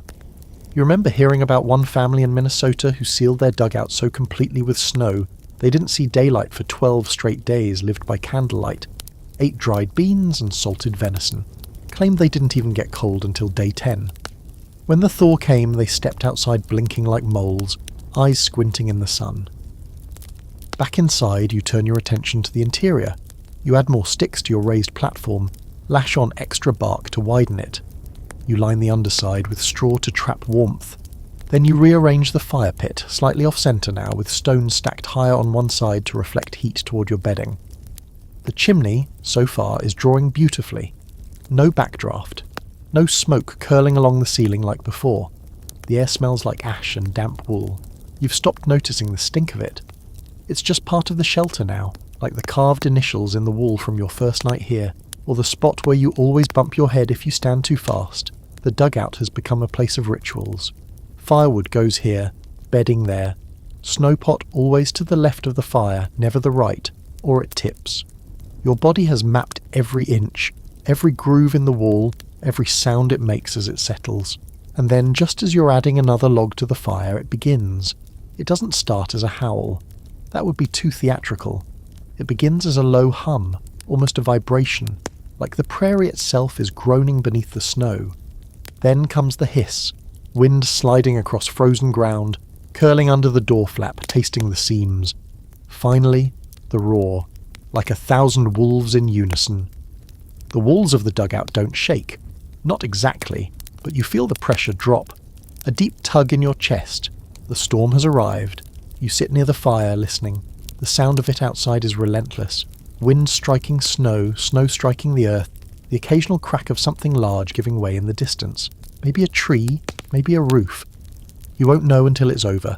You imagine the wagon half buried by now, your tracks gone, any sign of you out here erased, and yet you are here, safe, underground, still breathing. This is where earth insulation becomes more than just a clever idea. It's survival. The thick clay walls hold heat like a slow exhale. They don't let the wind through. The snowpack on the roof acts like a second skin. It muffles the roar, traps warmth, makes your little box of dirt into something closer to a cocoon, and you feel it. The difference between exposure and enclosure. Some settlers used to joke that the only reason they survived was because their shelter was so ugly, even the storm didn't want to come in. Others swore by the physics of it. They'd measure the inside temperature with a hand on the wall. One homesteader in Kansas claimed his dugout stayed a steady 45 degrees all winter, warm enough to keep bacon from freezing, cool enough to keep milk from spoiling. Of course, he also died choking on a biscuit, so maybe his shelter was better engineered than his chewing habits. You think about heat now in real terms. A body, at rest, generates around 100 watts. Multiply that by 2 people, and you've got a literal furnace, slow and inefficient but constant. Every blanket, every wall, every inch of the floor works to trap that warmth. Every time you exhale, the dugout gets a little warmer. It's absurd and beautiful all at once. Outside, the wind screams harder. You hear the flap at the entrance rattle once, then go still. Snow's probably sealed it. Which is good, mostly, unless you need to get out. Still, you're oddly calm. You light a candle, place it on a rock ledge by your bed. The flame barely flickers. That's how stable the air is in here now. That's how insulated you stare at it for a while, watching it move like it's breathing with you. Then you close your eyes, and for the first time since digging this place, you believe you'll make it through the storm. You wake up to scratching. At first you think it's the wind, maybe a branch brushing the dugout wall or snow sliding across the roof. You lie still, heart steady, waiting to hear it again. Nothing. Just the quiet drip of melted frost falling from the roof, the soft hiss of the fire still holding in the hearth. You close your eyes. There it is again. Scratch. Scuffle. Pause. This time, it's unmistakable. Not wind, not snow. Something is moving, something alive. Not a human. There's no knock, no voice, but small, persistent. You sit up, brush hair from your eyes, and listen. The sound is near the entrance, close to the flap you sealed before the storm. You grab your shovel and crawl quietly toward it. More scratching, then a squeak. You exhale. Rats. Of course. Somehow, in all your brilliant planning, fire, chimney, snow-sealed roof, heat conservation, you forgot one very simple truth. Where warmth goes, so do pests. And now your dugout has officially earned its new badge of honour, unwanted tenants. You don't lift the flap, not yet. The storm may have buried the exit entirely, and the last thing you need is a rush of snow cascading into your only safe space. Instead, you thump the wall near the scratching with the flat of your shovel. The sound stops. There's a brief silence, then the tiniest rustling of retreat. You sigh and crawl back to the fire. Congratulations. You have guests. Rats, mice, bugs. Underground living means you're not alone. It's something the early pioneers knew too well. Dugouts offered shelter from wind and snow, sure, but they also offered a welcome mat to every creature that knew how to burrow. And those creatures, by the way, are far better at this than you. Some journals from the 1800s describe dugouts overrun with mice. They'd nest in the walls, eat stored food, chew through leather boots. One woman wrote that she woke up with a mouse sitting on her face, like a tiny furry nightmare. She slept with a frying pan under her pillow after that. You consider doing the same. Of course, rats are the smarter cousins. Crafty, bold, capable of squeezing through spaces the size of a matchbox. If they smelled your meagre food stores, what little's left, they'll be back. You already regret that half biscuit you left sitting on a rock near your bedroll. That's probably what brought them. Your fault. You've been sloppy. You spend the morning reinforcing the lower edges of the shelter, packing clay into gaps, moving your supplies to a hanging sack you lash to the roof poles. You check the bedding. No droppings. Yet. That's the thing. You have to stay ahead of them. Once they're in, once they know your scent, they keep coming warmth and calories. That's all they want. One pioneer trick you vaguely recall is spreading ash along the floor. Mice don't like walking through it. You try that.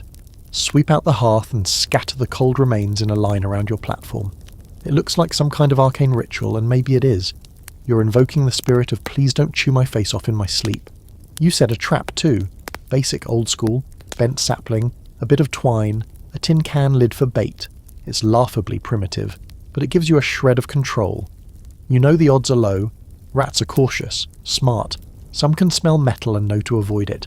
But you need to try. You need something to focus on besides the increasingly strange dreams.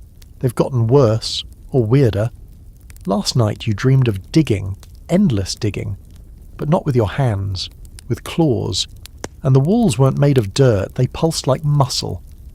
You woke gasping, heart pounding, convinced for half a second you weren't in the dugout but inside something alive. The feeling lingers. You distract yourself with chores. That's the cure for everything now. Chop wood, melt snow, clean the soot from the chimney, inspect the roof. You almost missed the wind howling outside. It gave you purpose. Without it, the quiet settles in too thick, makes your thoughts echo. It's not just the animals you have to worry about, it's the creep factor. Something no one tells you about living underground. It starts to feel haunted, even when you know it's just you. The walls are so close, the fire flickers against uneven surfaces, throwing strange shadows. You swear sometimes you hear whispering, but it's just the draft curling down the chimney, or the wind sighing through the packed snow outside. Still, your nerves stay alert. People on the frontier used to talk about it.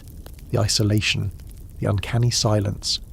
One settler in Wyoming carved faces into the walls of his dugout, claimed it kept the underground voices company. Another in Iowa painted fake windows with soot to trick his brain into thinking there was a view. These weren't crazy people, just cold, lonely and buried alive by circumstance. You decide you're not there yet. You haven't started naming the shadows. You haven't made dirt friends. You still talk to yourself, but that's normal, right? By mid-afternoon, the scratching starts again. You freeze. It's in a different spot now, closer to your head wall. You move slowly, shovel in hand, and press your ear to the dirt.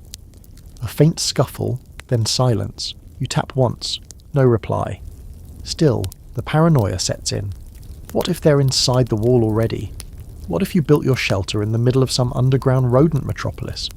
What if this entire hill is hollow, and your roof is really just the top floor of a giant vermin apartment complex? You shake it off. You're tired. That's all. A little fear is healthy. It keeps you sharp. Too much, and you start inventing monsters. You go back to the fire, toss in the last good stick, and stir your pot of snow water and jerky scrap. The broth smells faintly of something edible. You eat it slowly, watching the wall. Still no movement. You stretch out on your raised platform, blanket tucked up to your ears, and try to convince yourself that you're still in control. That this place is yours, that the scratching is just part of the deal, like the creaking roof, like the dreams, like the weight of the snow above. You close your eyes and the shelter breathes with you, warm and dry for now, just you, and the quiet, and whatever's listening behind the wall. The light, when it finally arrives, isn't so much a sunrise as a softening of shadows. You wake with your face turned toward the smoke hole, watching a dull silver glow filter down through the clay like moonlight through fogged glass. You're not sure what time it is. Morning, probably. But in here, time isn't measured in hours. It's measured in how long the fire lasted, how cold your toes are, and whether the roof creaked during the night. It didn't. That's something. The rats didn't come back either. Or if they did, they kept their distance. Your little ash perimeter held for now, and the bait tin remains untouched. You still feel them out there, though. A presence. A patience. You can almost admire it. You're surviving. They're surviving. You're just two sets of creatures doing your best to live underground without murdering each other. Today your priority shifts. You've warmed the place, secured the structure, fought off the cold and the wind. But now the problem is something more primal. Darkness. The dugout is pitch black at night, and not just regular dark, total dark, the kind that swallows everything. You can hold your hand an inch from your nose and see nothing, not even movement. Just an endless absence, like floating in a void with the faint smell of soil. Your candle is almost gone. You've got maybe a night or two left of it. After that, it's firelight or nothing. You sit near the hearth, sharpening a stick for no particular reason, and think about how the pioneers dealt with the light. Most didn't have candles to spare. Tallow was precious, and making it meant boiling animal fat for hours, a luxury not many could afford. Oil lamps existed, sure, but only if you had oil, glass, and something stable enough not to tip and burn your face off. So what did they use? Some settlers relied on windows of ice. That sounds absurd at first, but it's true. In northern regions, they'd carve slabs of thick clean ice and insert them into window frames. Ice let in light, refracted and bluish, but still better than nothing. Of course, you'd need a way to keep it from melting, which isn't exactly a problem in your current frozen cave. the idea tempts you. If the snowpack outside is thick enough, maybe you could hollow out a pocket, shape a crude light tunnel down into the dugout. You step outside to investigate. The air is clearer today, though the cold bites harder. The storm passed, but its teeth left deep marks. Drifts are piled high against the slope. Your chimney is a frozen sculpture now, puffing smoke lazily into the sky. Everything else is white silence. You find a spot just above the dugout and begin digging. Carefully, methodically. You carve a narrow vertical shaft aiming for the corner near your bedroll. The plan is simple. Bore a column of snow through the roofline, then carve out the underside inside the dugout, creating a narrow dome where light can filter down without wind sneaking in. It takes hours. The snow is denser than it looks, layered with ice, crusted with last night's freeze. You chip and pack and smooth until the top of the shaft is open and the base inside the dugout is ready to be carved. When you finally break through the ceiling, light spills down in a hazy cone. Not much, but enough. You step back and blink. Your hands are numb, your knees bruised from kneeling, but you feel like you've just installed the chandelier of the year. The light is soft, blue-white. It lands on the wall near your bedding and makes the whole space feel slightly less like a burial chamber, and slightly more like, well, a basement. A muddy, cold basement. But still. You sit under it and watch the light flicker as snowflakes drift past the shaft. It's like watching ghosts float by. A slow, ethereal dance. It won't help much at night, but during the day, it gives your brain something to hold on to. You don't realise how much the darkness has been wearing you down until you see the wall in full detail again. The layers of sediment, the tool marks, even the faint pattern of roots etched into the clay like veins. It's beautiful in its own way. Of course, the ice tunnel isn't permanent. The sun will eventually shift. The shaft might fill with snow or collapse entirely. But for now, you've bought yourself some time, a few extra lumens, a sense of orientation. That's more than most. You think back to an old tale you once read. A settler who painted his dugout walls with white clay to reflect light. He called it poor man's plaster, said it made the place feel like a church. His neighbours thought he was odd, but they copied him anyway. Humans are like that. One person figures out how to stretch the light a little further, and the rest fall in line. By midday your fire's going strong, the shaft is holding, and the light has warmed the dugout by several degrees. You hang your drying socks in the beam of the light just because you can. You feel good. Not happy. This isn't exactly a beach vacation, but steady. In control. Like you've claimed another inch of ground in this eternal tug-of-war with winter. That evening you ration your candle again. Just a bit. Enough to cook. You stew the last of your jerky with some snow water and the sad little onion you've been hoarding like treasure. It's barely a meal, but the smell fills the space and makes you feel human again. You eat slow, savouring every bite. As darkness rolls back in, the ice tunnel dims. It glows faintly, a pale blue dot overhead. You sit beneath it for a while, wrapped in your blanket, watching the colours fade. It feels like a nightlight for adults. Comforting in a way you didn't expect. Then you hear the scratching again, not loud, not urgent, but definitely there. The rats haven't left after all, they're patient, careful, waiting. You sigh and lie back on your raised platform facing the ceiling, one arm over your chest, the other near your shovel. Light, warmth, shelter, noise, it's all part of the rhythm now. And tomorrow? Tomorrow you figure out what to do about the rats. The fire dies overnight, again, but this time you're ready for it. You wake not in a panic, but with a grunt and the dry sandpaper burn of cold air in your nostrils. The smoke hole has sealed itself with frost, the coals have gone to ash, and your breath plumes upward like a signal flare no one's going to see. No matter, you're becoming a professional at this now. With a few practiced movements, you crack the frost at the chimney cap, poke the coals, and nurse the fire back to life. It's the only relationship in your life right now that offers consistent results. You sit back on your heels as the fire begins to pop. The heat spreads slowly. It's less like warmth and more like the absence of pain, which is basically the same thing out here. Your stomach growls. It doesn't even try to be subtle about it anymore. It knows you're not eating enough. You're down to scraps, flour dust, a nub of dried onion, and a few pieces of jerky so hard they double as roofing nails. Which brings you to today's mission, cooking. You've avoided it for days, half living off boiled snow and scavenged bits, chewing in silence beside the fire like some lost cave goblin. But now it's time to make something real, or at least real enough to trick your brain into thinking you're not starving. So you take what's left of your supplies and begin the process of frontier culinary wizardry. Cooking underground is its own kind of absurd. You don't have proper ventilation, your chimney barely functions when the wind isn't playing nice, and there's always the looming risk of asphyxiation if you mess it up. Then there's the fire hazard. One good ember too close to the wall, and suddenly your cosy little mud hut turns into a clay oven, with you as the roast. Still, the pioneers did it. Daily. With less. You remember reading about families who managed full holiday dinners in dugouts not much bigger than yours, roasted game, stewed vegetables, even pies, all cooked in Dutch ovens buried in hot coals right on the floor. You envy them. You also hate them a little. Mostly, though, you're curious how they kept from burning the place down. Your own fire pit is just a shallow depression lined with stones and wishful thinking. You start simple.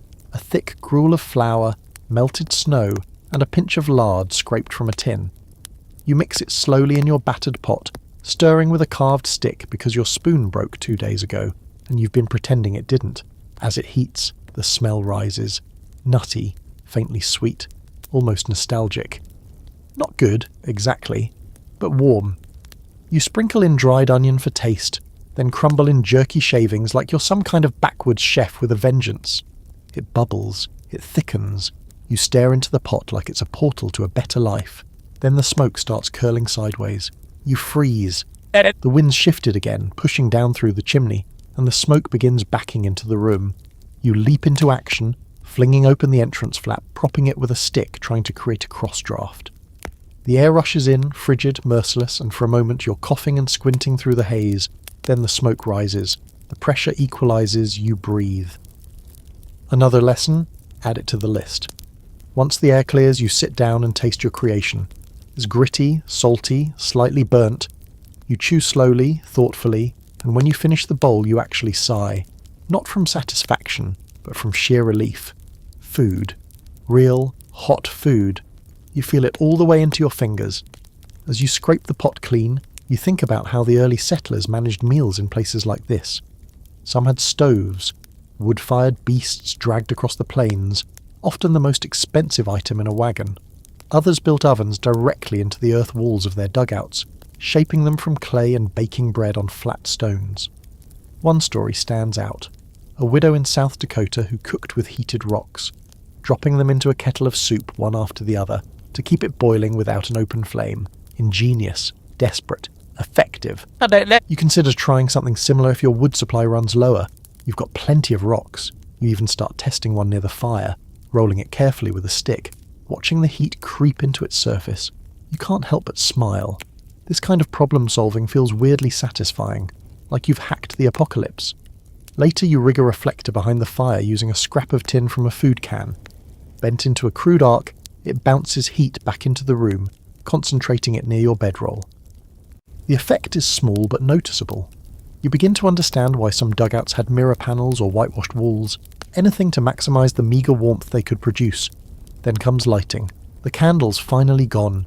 You buried the stub in the fire ash like it was a dear friend. Now it's firelight or nothing. The shaft of snowlight overhead still works during the day, but the moment dusk hits, your world shrinks to a flickering radius of 5 feet. You try carving a wick from fabric. You melt a bit of leftover grease in a tin lid, set the wick in it, and light it. It works, badly. The smoke is thick, the smell worse, but the flame holds. You place it in a crevice in the wall and sit back like you've just wired in a chandelier. This is what winning looks like now. A smoky, sputtering grease lamp that gives just enough light to see your own misery by. You lie down that night full, not well fed, but no longer hollow, and for a few minutes you feel genuinely okay. The fire is steady. The roof hasn't creaked once, the rats haven't returned, and you've managed, somehow, to cook in a hole in the ground without killing yourself or accidentally inventing fire-powered cave smoke inhalation. You stare at the ceiling. It's not a beautiful ceiling. It's packed earth, pocked and cracked and lined with dried root veins. But it's held, through the storm, through the cold, through everything. You whisper, thank you, to no one in particular, And then you sleep, belly warm, breath steady in the silent company of flame and stone. The wind dies sometime during the night, and in its absence the silence is absolute. You wake to it, not because it's loud, but because it's too quiet. No creaks, no rattling tarp, not even the gentle whoosh of snow shifting on the roof. Just stillness, deep, pressing, and thick. You blink a few times, listening hard, and slowly realise that this kind of quiet isn't peaceful. It's heavy, like the land itself has stopped breathing. You sit up, brush frost from your blanket, and rub your face with stiff fingers. Your joints are stiff too, but you're getting used to that. Everything in this place is stiff. The fire is a faint red glow, barely hanging on, but you coax it back to life with a few dry twigs.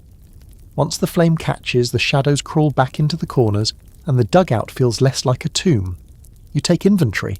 Again, it's become a daily ritual. You count your dwindling food scraps, inspect your firewood pile, insultingly small, tap your water pot, and check the snow shaft for light. It's still open, though narrower now, probably frozen tighter overnight. You'll need to punch it back open soon, maybe widen it if you can without triggering a cave-in. Just one more problem among dozens. But today isn't about food or smoke or creaking roofs. Today is about something rare, human contact. Around midday, as you sit by the fire carving the handle of what you're optimistically calling a spoon, you hear it. A sound you haven't heard in what feels like years. Voices. At first you think it's your imagination, another frontier fever dream. But then it comes again. Muffled words, footsteps, the faint jingle of a harness. You scramble toward the entrance tunnel, pulling aside the flap and shoving snow from the packed seal. Cold air hits your face like a slap, but you don't care. You push your head out into the brightness and blink hard. There, across the drifted rise, are two people. Actual people. Bundled in furs, faces nearly covered, dragging a small sled behind them. One of them spots you and raises a hand. The gesture is cautious, but friendly. You raise your arm in return, heart thudding. They trudge toward you slowly. You recognise the sled style. Flat boards tied with rawhide built for snow travel. One of them has a rifle slung over their shoulder, the other carries a satchel that looks about ready to split open.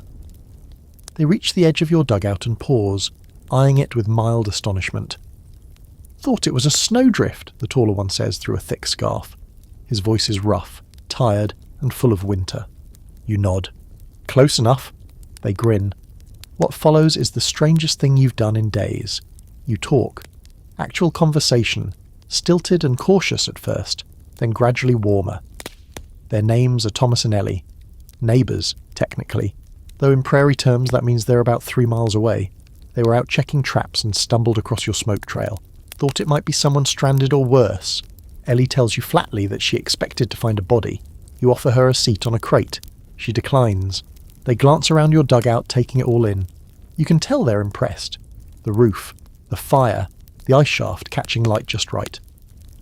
Ellie pokes at your ash perimeter and nods like she's seen it before. Thomas leans near the fire and asks what you've been eating. You tell him. Jerky, lard, gruel, and he winces like you slapped him. Without a word, he opens his satchel and pulls out a wrapped cloth bundle. Inside is a small slab of dried venison and, impossibly, a handful of potatoes. Actual potatoes. You stare like he just produced a bag of gold. He shrugs. "We still got a few. You'll make better use of them." You don't cry, but something in your chest softens dangerously. They don't stay long. Time's ticking and they still have traps to check before sunset. But before they go, they offer something even more valuable than food. News. The storm you rode out?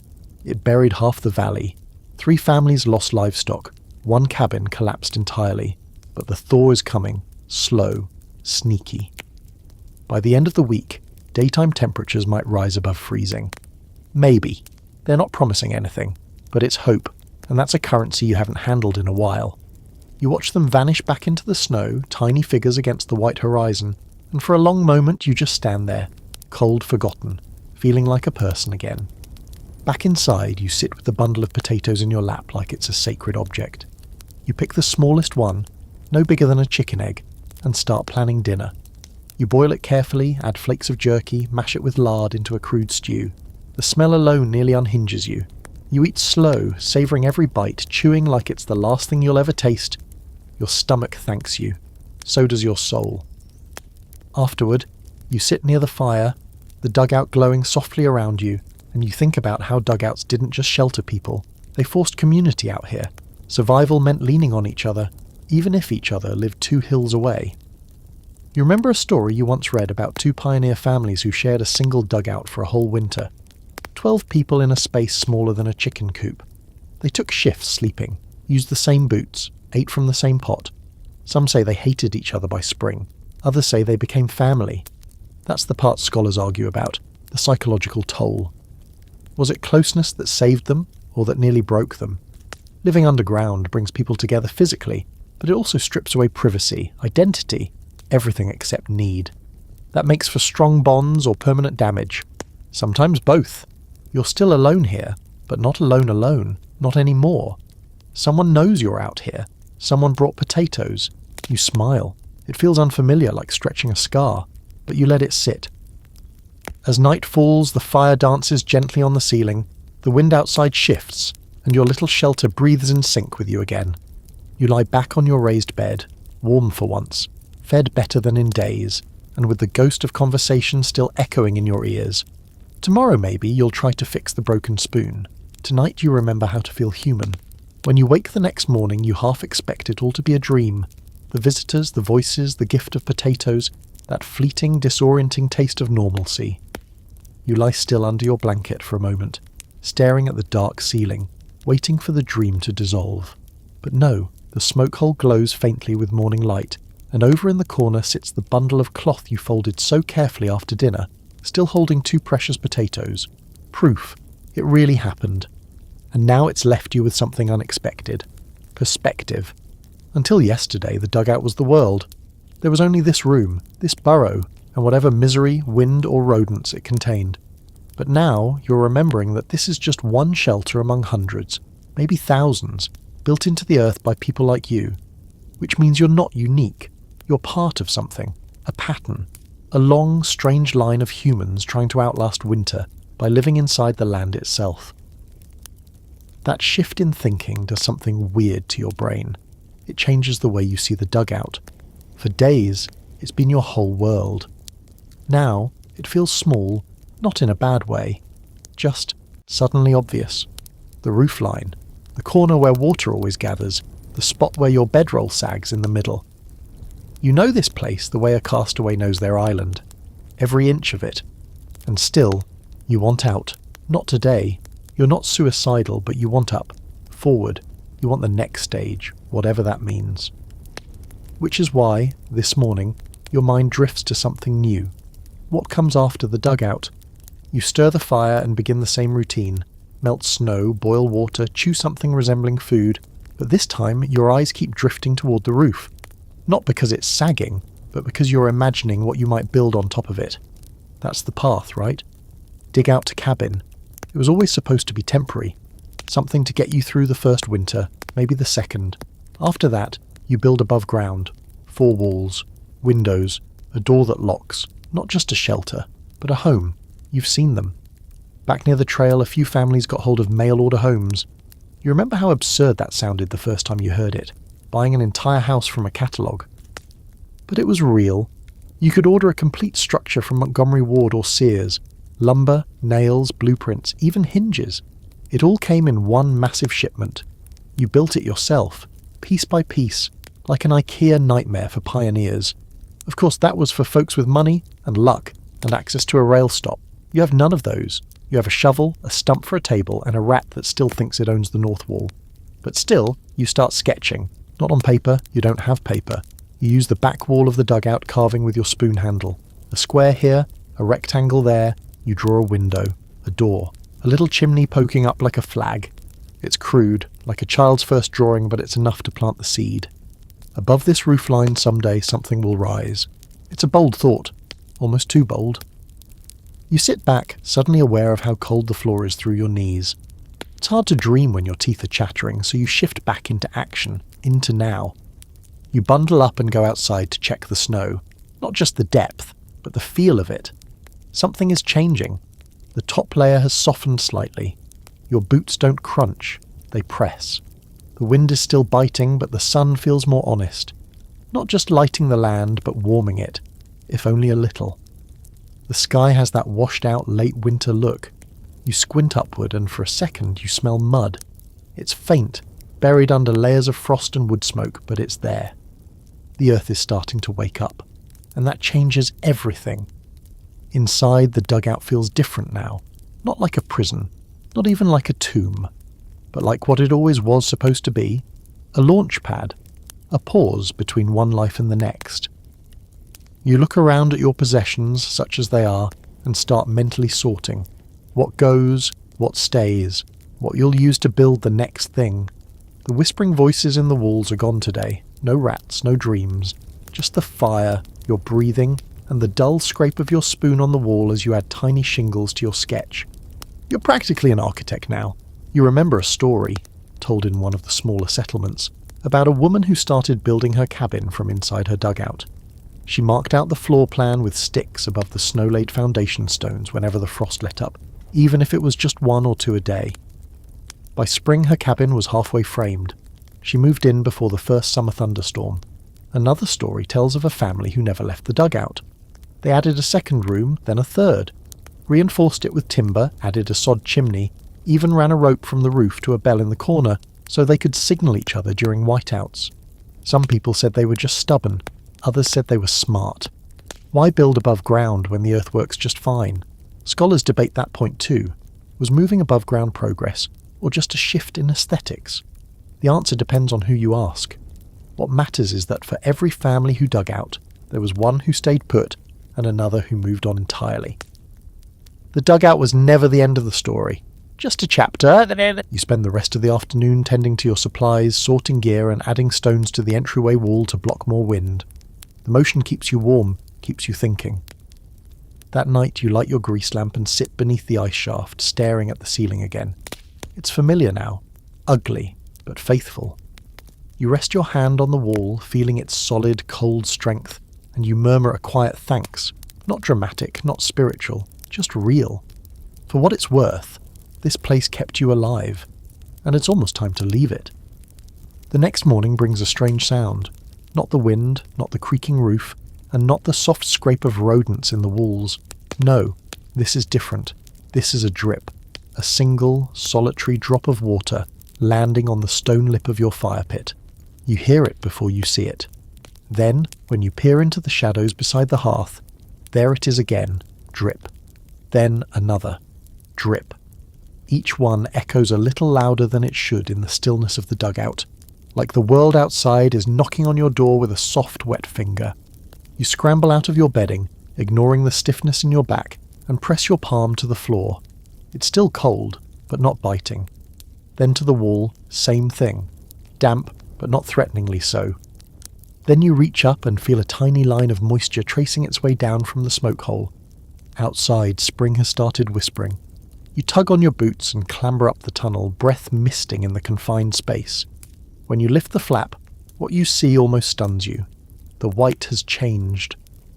The snow isn't bright and reflective.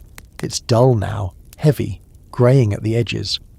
Melt patterns ripple across the drifts, and for the first time in what feels like years, there is liquid water on the surface, tiny puddles forming in footprints. You take a step forward and your boot doesn't crunch. It sinks. The sun overhead is brighter, realer. The sky, no longer flat white, is that delicate powder blue that only happens right before the world remembers how to be warm. The air still bites your skin, but there's something behind it now, a gentleness. You close your eyes, turn your face toward the light and exhale slowly. You smell wet dirt. This moment, the thaw, is what every settler waited for, longed for, survived for. Because once the melt begins, everything changes. You're no longer just holding on. Now, slowly, you're gaining ground. And with that shift comes a new awareness. This land was never empty. Not truly. Not even when the snow buried it. As the sun warms the surface, you start noticing tracks. Animal prints. Small ones. Fox. Maybe rabbit. Something else. You can't identify them all, but they're fresh. That means life never left. It just went quiet.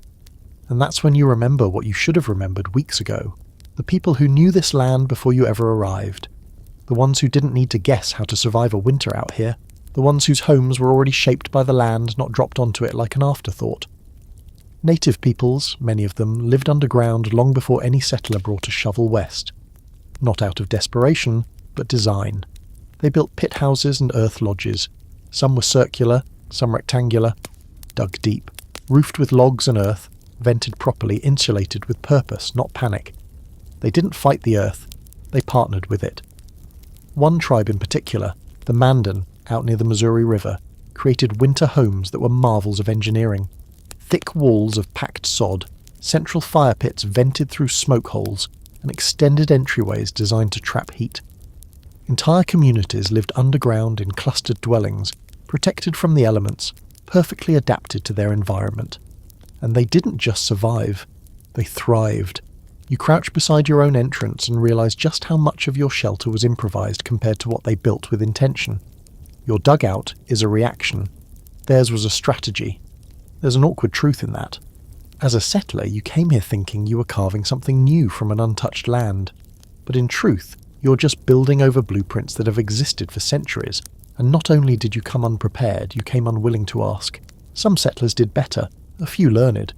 They watched, listened, traded knowledge. There's an old account of a Swedish immigrant woman in Montana who learned how to build an earth lodge from a Lakota elder. They didn't share a language, but they shared the understanding of cold. She said it was the only reason she lived through her second winter. But most weren't that wise.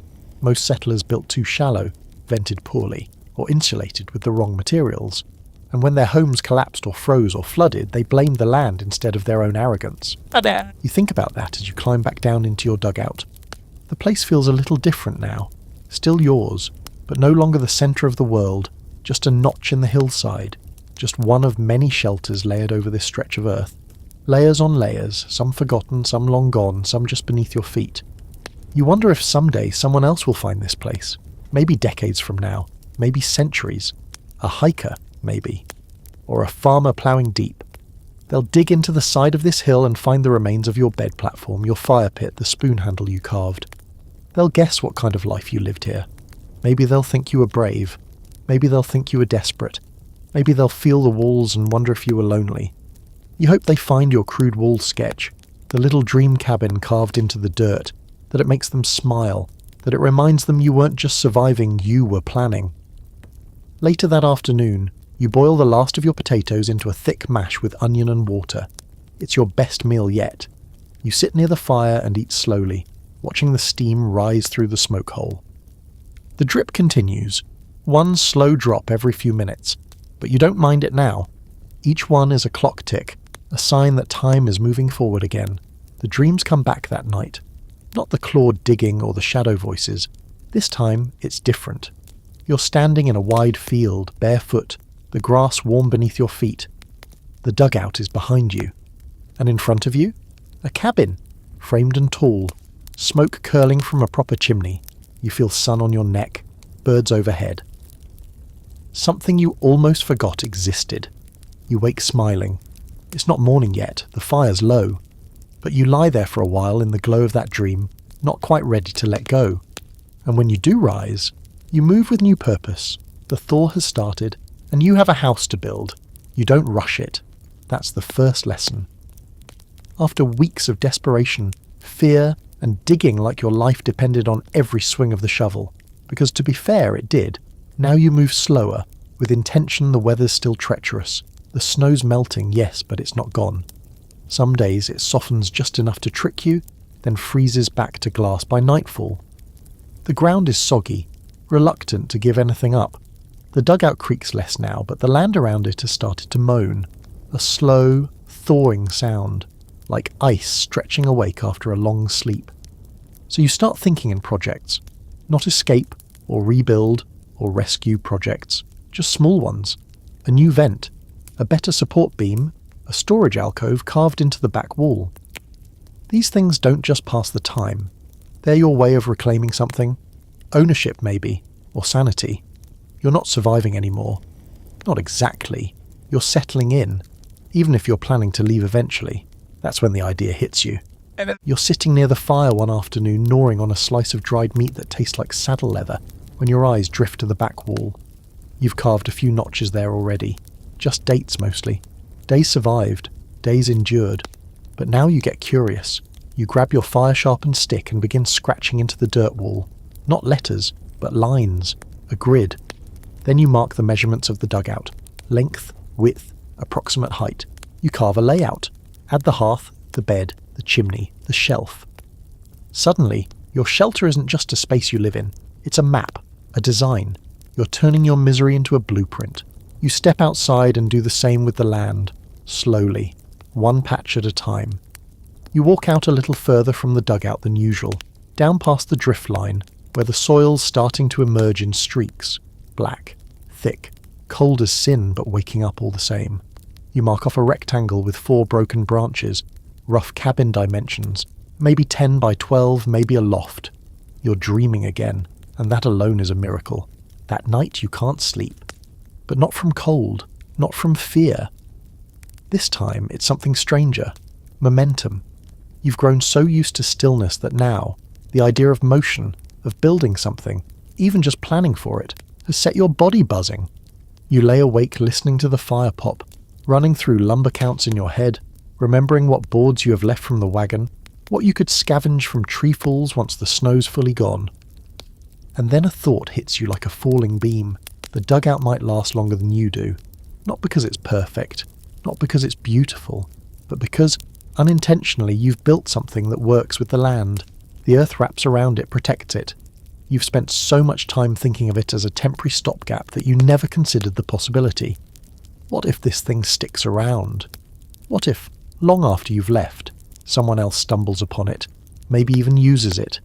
You think of the tales, some you heard in passing, some buried in letters or local legends, about shelters uncovered decades later, still mostly intact. One family supposedly discovered a dugout beneath the foundation of their new barn. The walls had sagged, the roof was long gone, but you could still see where someone had carved tally marks into the clay one mark for every day they survived. There's another story, a Fringe one naturally, about a perfectly preserved dugout found in Kansas, complete with a clay stove, soot stains and a single wooden chair. No one could explain how it hadn't collapsed. One theory? The original builder used prairie sod mixed with animal hair and ash, an unholy concoction that somehow repelled both moisture and rot. No one's been able to replicate it since. Maybe it was luck, maybe it was genius, or maybe the land just decided to keep that one secret. You wonder if your dugout has secrets. You wonder if decades from now someone will find your wall sketch and think you were an architect or a lunatic, or both. You decide to add to it. You spend the next day carving in detail, fireplace design, shelf supports, even a little drawing of your grease lamp rig. It's crude, but it tells a story. This is how I lived. This is how I lasted. You're not thinking legacy, you're thinking clarity. This is the first time in weeks you've had the mental space to reflect, to create something that isn't just about survival. You even make a door, not a real one, not yet, but a prototype. 2 flat boards scavenged from the broken cart, hinged together with twine and scrap leather.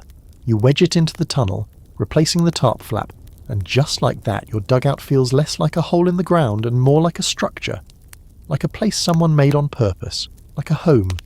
The change is psychological more than practical. The wind still slips through the seams and it won't hold back a bear or even a determined squirrel. But standing there, opening and closing it by hand, hearing the dull thud as it settles into place, you feel powerful. Silly, but powerful, like you've tamed a tiny corner of chaos. That night, after the fire's gone low, you crawl into bed with your arms tucked around your ribs, and the silence doesn't press as hard. The wind has died down again.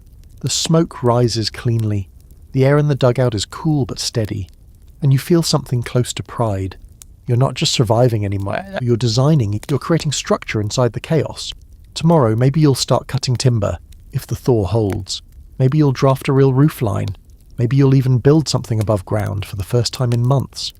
But tonight, you sleep beneath dirt and snow and sky, in a shelter born from fear, shaped by necessity, and now, surprisingly, standing as proof that even accidental engineers can leave something behind. You don't hear the collapse, That's the most terrifying part.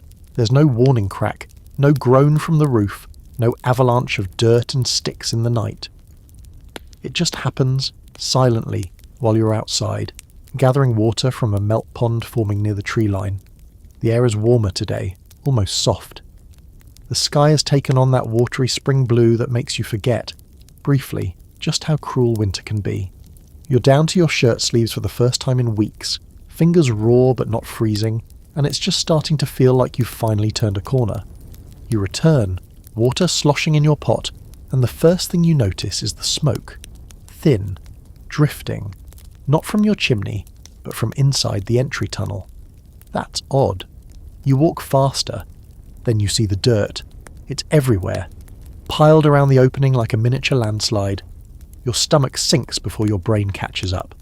You drop the pot and rush forward, clawing through the entry tunnel, pulling back the makeshift door you were so proud of yesterday. The smoke is thicker now. Not choking, but wrong. Cold smoke. Smoke without fire. And then, as your eyes adjust to the darkness inside, you see it. The roof has given way. Not completely. Just a section above the hearth. But it's enough. One of the main support beams split, likely from a hairline crack that finally gave out under the softening of the melt. Half the roof caved in, burying your cooking shelf, smashing your stone reflector, and knocking the grease lamp from its nook. The fire is smothered, drowned in ash and collapsed clay.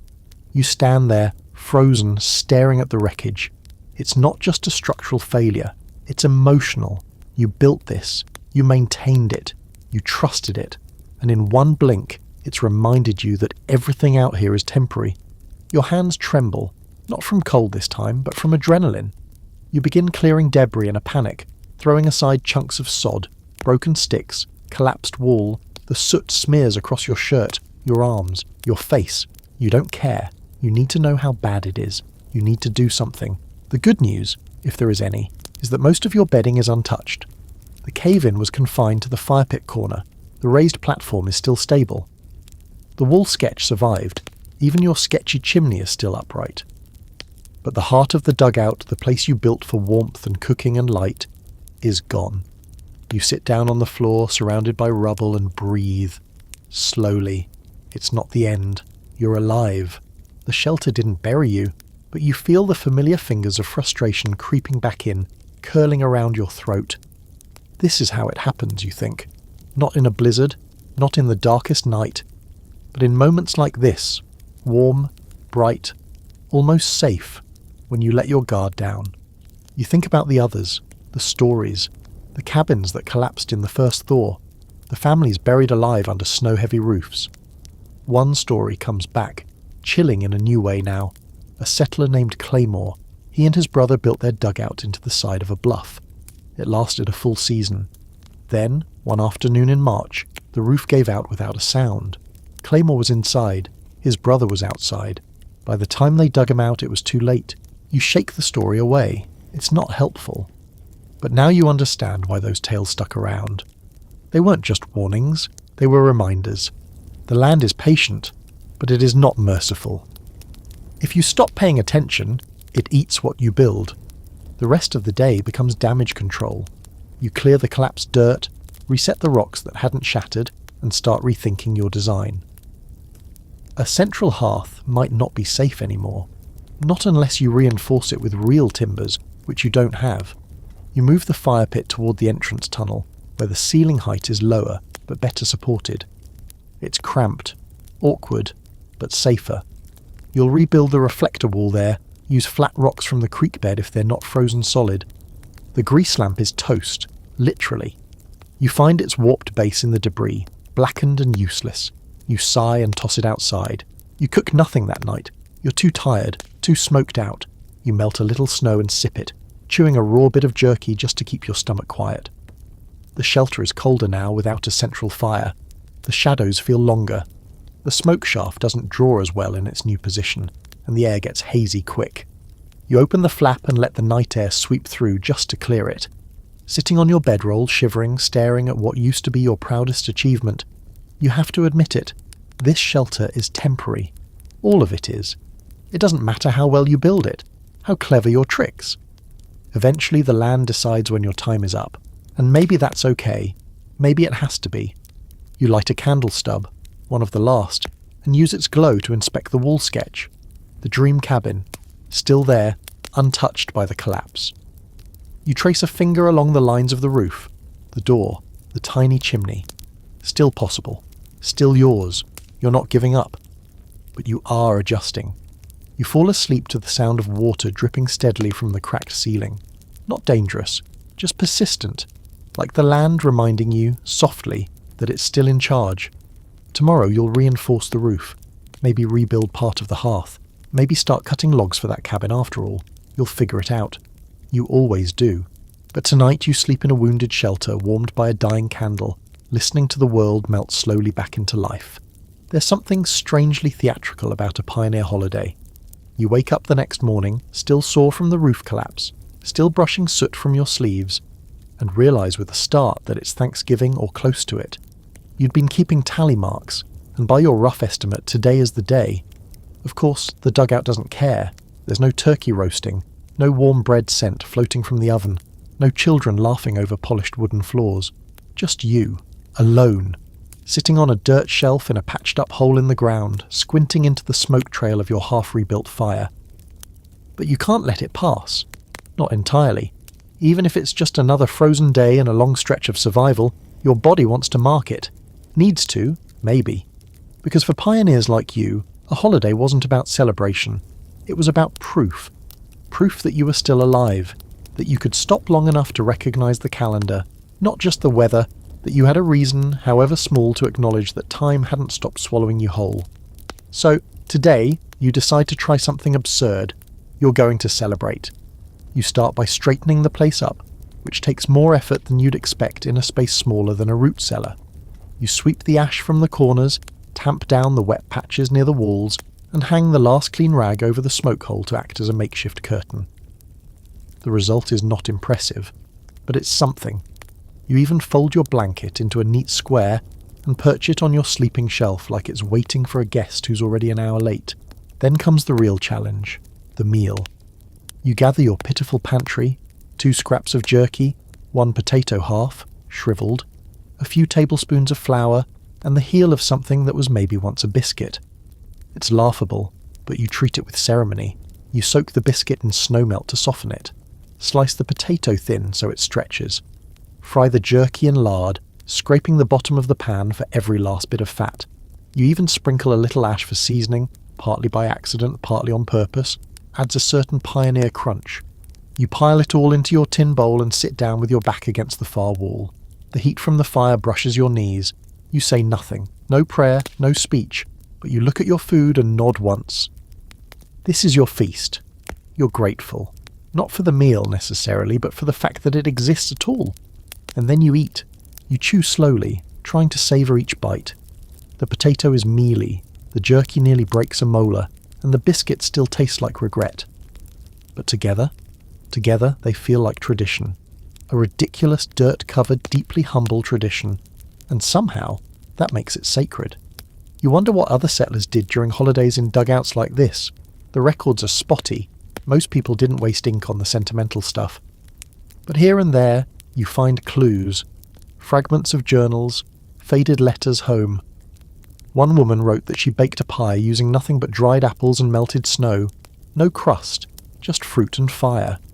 Her kids called it pioneer pudding. Another family set an extra place at their dugout table, just a flat rock near the wall for a relative back east. They passed a cup around and told stories while the wind howled overhead. No presents, no turkey, just presents. You think about those people now, not as ghosts, but as neighbours. You're all part of the same timeline, the same stubborn refusal to let circumstance dictate meaning. If they could find celebration in a hole in the ground, maybe you can too. You finish the last bite of biscuit, wipe your mouth with the back of your hand and lean your head against the wall. It's warm here, oddly enough. Sunlight from the ice shaft lands on this patch around midday, and the clay holds the heat like a whisper. You decide to give yourself the rarest luxury of all, an afternoon with no tasks. Just one, no building, no chopping, no reinforcing the roof, no hunting for wood. You sit, you breathe, you let the dugout be a shelter instead of a job. The quiet presses in, not heavy this time, but comforting. like a thick quilt made of silence and dirt. Eventually, because your hands can't help themselves, you start carving again. Not repairs, not sketches, something different. You scratch a small figure into the wall beside your bed. A man standing beside a tree, one hand raised toward the sky. It's not detailed, just shapes. But it says something. That you were here. That this wasn't just a season of survival. That even in hunger, in cold, in collapse, you marked the moment. Later you tear a strip from the last bit of linen and write one word on it with a burned stick. Enough. You pin it to the wall using a splinter of wood. It doesn't look like much, but it makes you smile. You remember another story, half folk tale, half real. A small group of homesteaders stranded by snow in the Dakotas once carved a turkey into their dugout wall as a joke. Every year after that, they came back and added more. Pumpkins, trees, even a crude child's face. When the blizzard finally broke, they moved out and built proper houses, but the drawings stayed. Local kids found them decades later and thought they were cave paintings. You wonder if your tree will survive the thaw. As night falls, the fire burns low and the air cools, but your spirits stay oddly lifted. You lie back on your shelf and stare at the ceiling, your stomach fuller than it's been in days, your heart steadier than it was yesterday. Outside, the wind begins to rise again. Not a storm, just the nightly voice of winter, reminding you it's not quite done. But this time, you don't curl up small. You stretch out. You let it sing. You're not winning. Not exactly. But for one strange quiet holiday in a buried dirt shelter, you're living. And that today is enough. It starts with a smell. Rich, earthy, damp in a way that isn't quite rot but life coming back.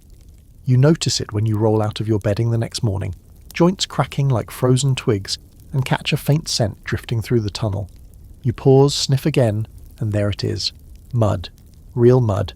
The kind that only forms when the ground decides it's tired of sleeping and begins to rise again, groggy and slow, from under the snow. By the time you crawl outside, the scene is almost unrecognizable. The landscape has transformed. The snow is no longer an endless blanket, it's fractured patchy.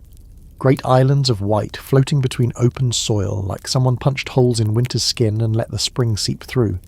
The sky is silver today, a pale bowl with streaks of warmth hiding just behind the clouds.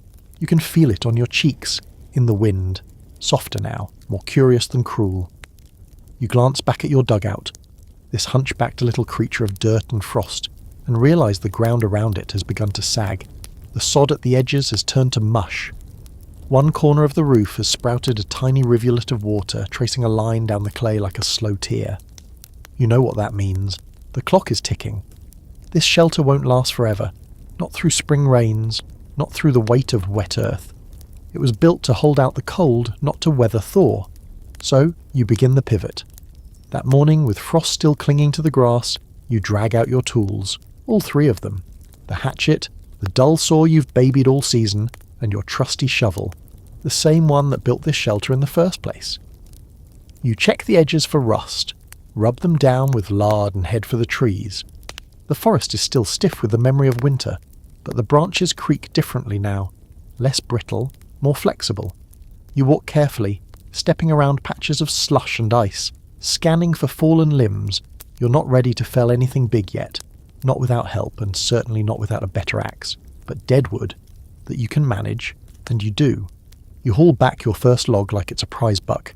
It's crooked, half-rotten and soaked at one end, but it feels like progress. You stack it beside the dugout and go back for more 2 trips, then 3. By noon, you've collected enough to start a frame, nothing fancy, just the bones of a real structure. You decide to build beside the dugout, not on top of it. That's instinct now. You don't trust the roof to hold anything heavier than a squirrel, so you mark off a patch of ground with a stick. 10 paces long, maybe 7 wide, just enough for a single-room cabin. You pace it again. Then again, you feel like a dog turning in circles before lying down. You remember a tale from a fur trapper who once built his own cabin in a single week, working sunrise to moonlight. Said it nearly killed him, lived in it 5 years after. You've got time, you've got wood, and you've got something new, momentum. You spend the afternoon stripping bark, trimming limbs, stacking your haul. No nails, of course. Not yet.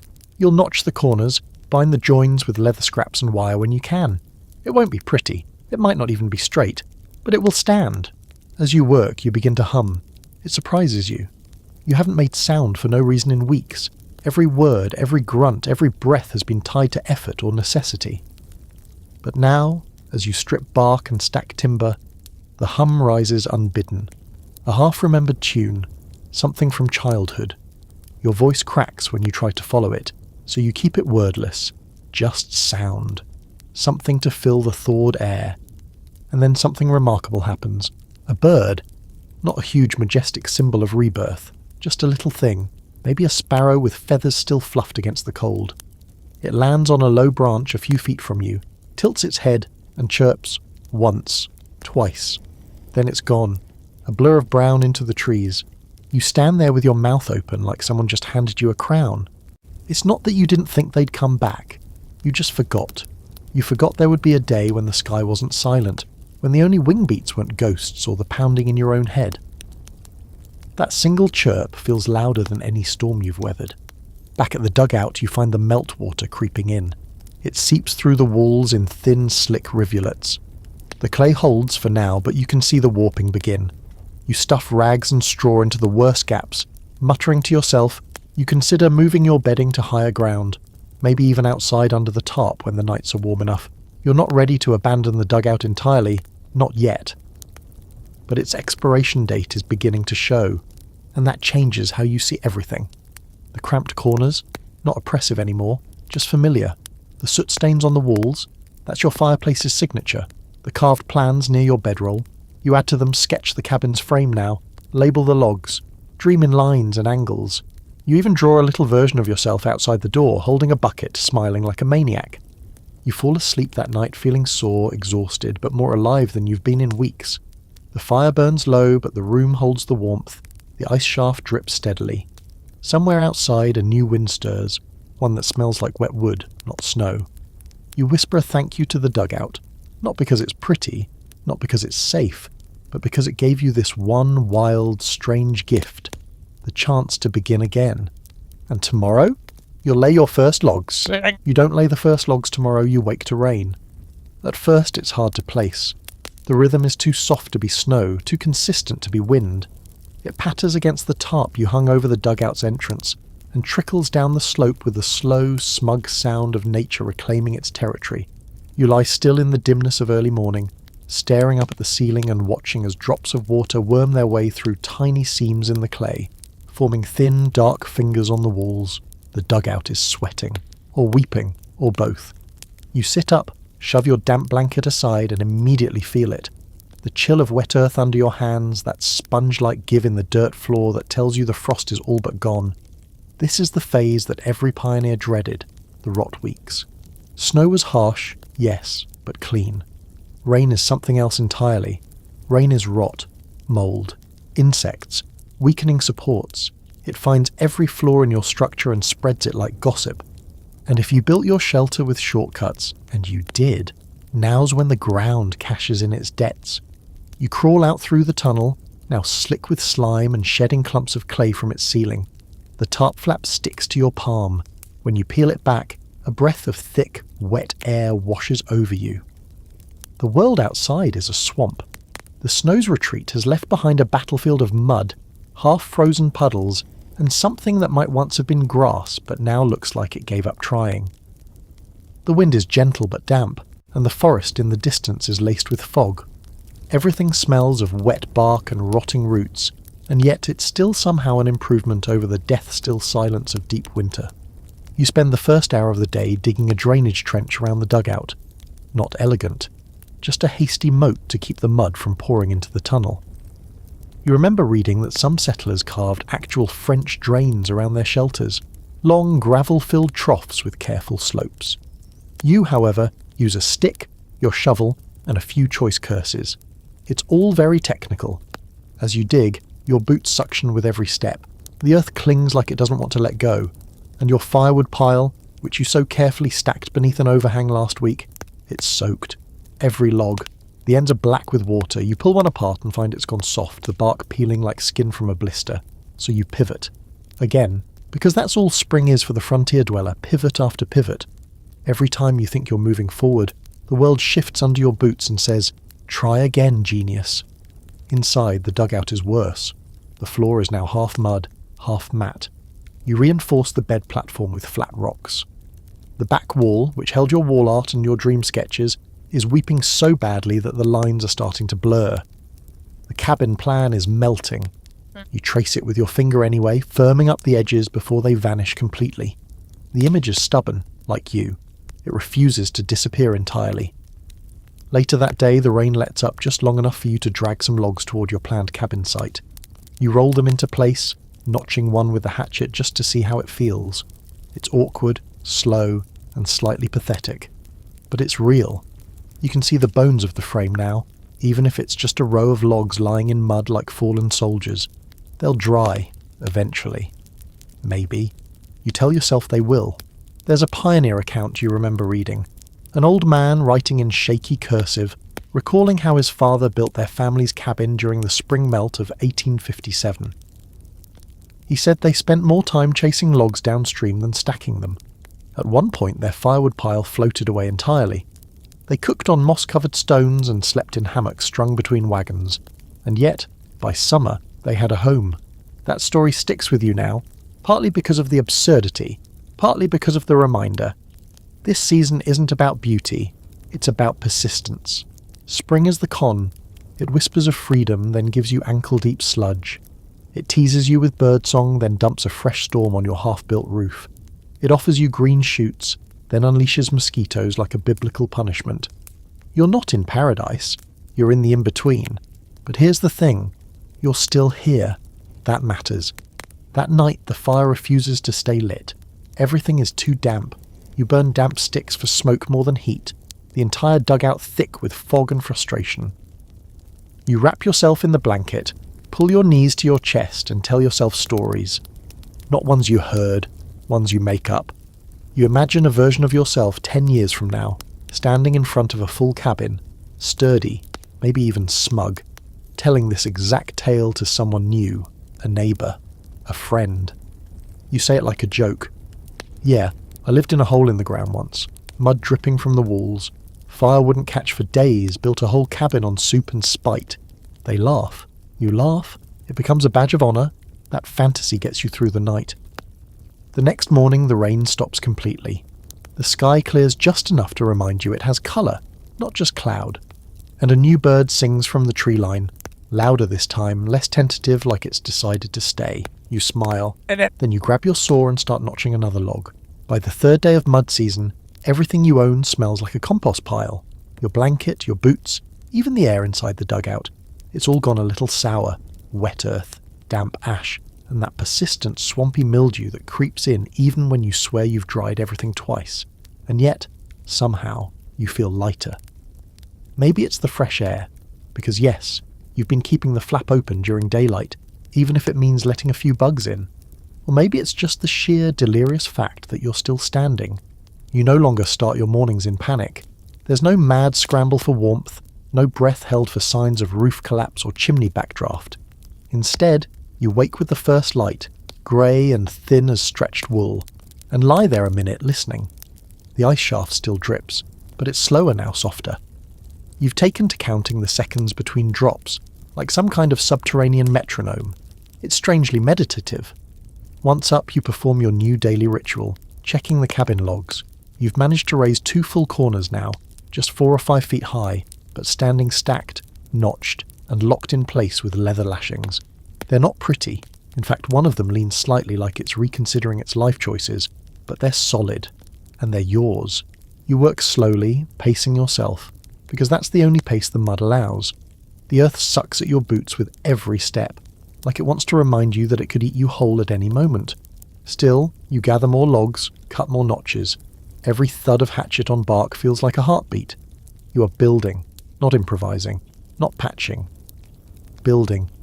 Mid-morning, a gust of wind picks up from the south, warm enough to smell of grass and something almost floral. You pause, close your eyes, and inhale deep. You swear there's a hint of sagebrush on the breeze. You haven't smelled anything green in so long that your senses practically short-circuit. It hits you hard. Makes you remember spring mornings as a kid. Wet grass, barefoot runs through puddles, the freedom of knowing no one needed you to be anything but alive.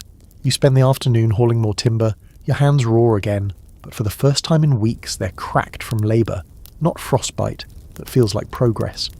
Your palms are mapped with blisters, calluses and dirt so deeply ground in that it might as well be part of your skin now. But you don't wear gloves anymore. You don't need them. This is your work and you want to feel every second of it. Around noon, you hear something unusual. Not birdsong, not the wind, but bells. Tiny, distant, metallic. You freeze, log on your shoulder, and tilt your head. There it is again. Faint, irregular, but definitely bells. You squint across the horizon and finally spot them. A small herd of cattle picking their way along a muddy ridge, guided by a man on horseback in a worn hat. He doesn't see you at first. Then he does. He lifts a hand. You lift yours. No words are exchanged, just that single motion. And in that brief acknowledgement you feel the vast web of life returning to the land. You're not alone. Others are coming back out, emerging from their winter dens. The landscape is waking up. You smile and return to work. Later you catch yourself humming again. A different tune this time. No words, just a rhythm to match the swing of the hatchet. You set the next log, wedge it in place, and step back. Your wall is growing, not fast but steadily. You're making height now, and with it comes the strange sensation that you're pushing back against the sky, challenging it to crush you again. But this time, you've got structure. That evening you take stock. You've got 10 logs left, already stripped and ready. Enough to finish one more full wall. You'll need more, of course. But the foundation is no longer theoretical. You've turned sketches into timber. Inside the dugout it's noticeably cooler now. You haven't kept the fire going full time. It doesn't need it. Instead, you light a small flame at night for comfort, not survival.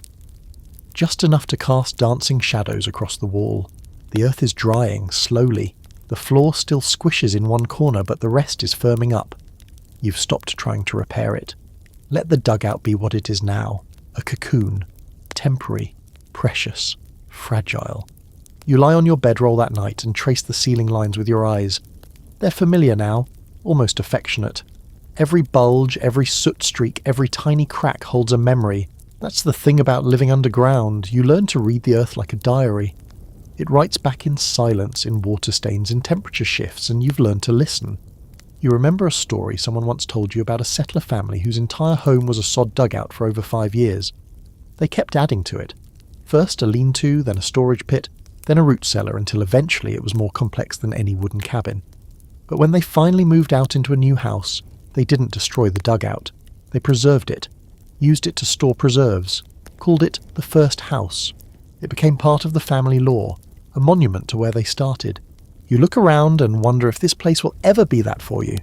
Maybe someday, if you finish your cabin, if you manage to survive another season, if you build a life instead of just enduring one, maybe then you'll keep this dugout as a reminder, as proof. For now though, you just need it to hold a little longer, just until the cabin's roof goes up, just until the walls are sealed, just until the world stops being a wet, muddy war zone and remembers how to be a home again. You roll over, listening to the frogs begin their nightly song from some puddle not far away, the first real choir of the thaw, and you whisper to no one, almost there. You wake to birdsong, real, full-throated, unapologetically loud birdsong. Not the cautious chirp of some lonely winter sparrow, but a raucous early morning symphony that fills the valley like a welcome home banner stretched across the sky. It jerks you out of sleep before your eyes are even open, and for a few seconds, you just lie there in your dugout, disoriented, wondering why the world suddenly has so much life in it again. Then you remember. Spring's here, or at least close enough to pretend. You throw back the blanket, stretch until your joints pop like kindling, and crawl out into the open air. And the scene that greets you? It's almost rude in how beautiful it is. The world has turned green overnight. Not all the way. There are still patches of stubborn snow clinging to the shady side of hills. But the grass has made its return like a revolution. Pale green shoots poke through the mud, and every tree in the distance has begun that early fuzz of leaves, soft and shimmering like nature's 5 o'clock shadow. The creek you hadn't heard for months is suddenly alive again, trickling confidently like it knows exactly where it's going. There's a freshness in the air now that no longer smells like survival, it smells like opportunity. You walk to the edge of your half-built cabin and rest your hand on one of the logs. It's warm from the sun. Not just not cold, but warm. That changes something deep in your bones. For months you've lived in a world of negation. Not freezing, not starving, not dead.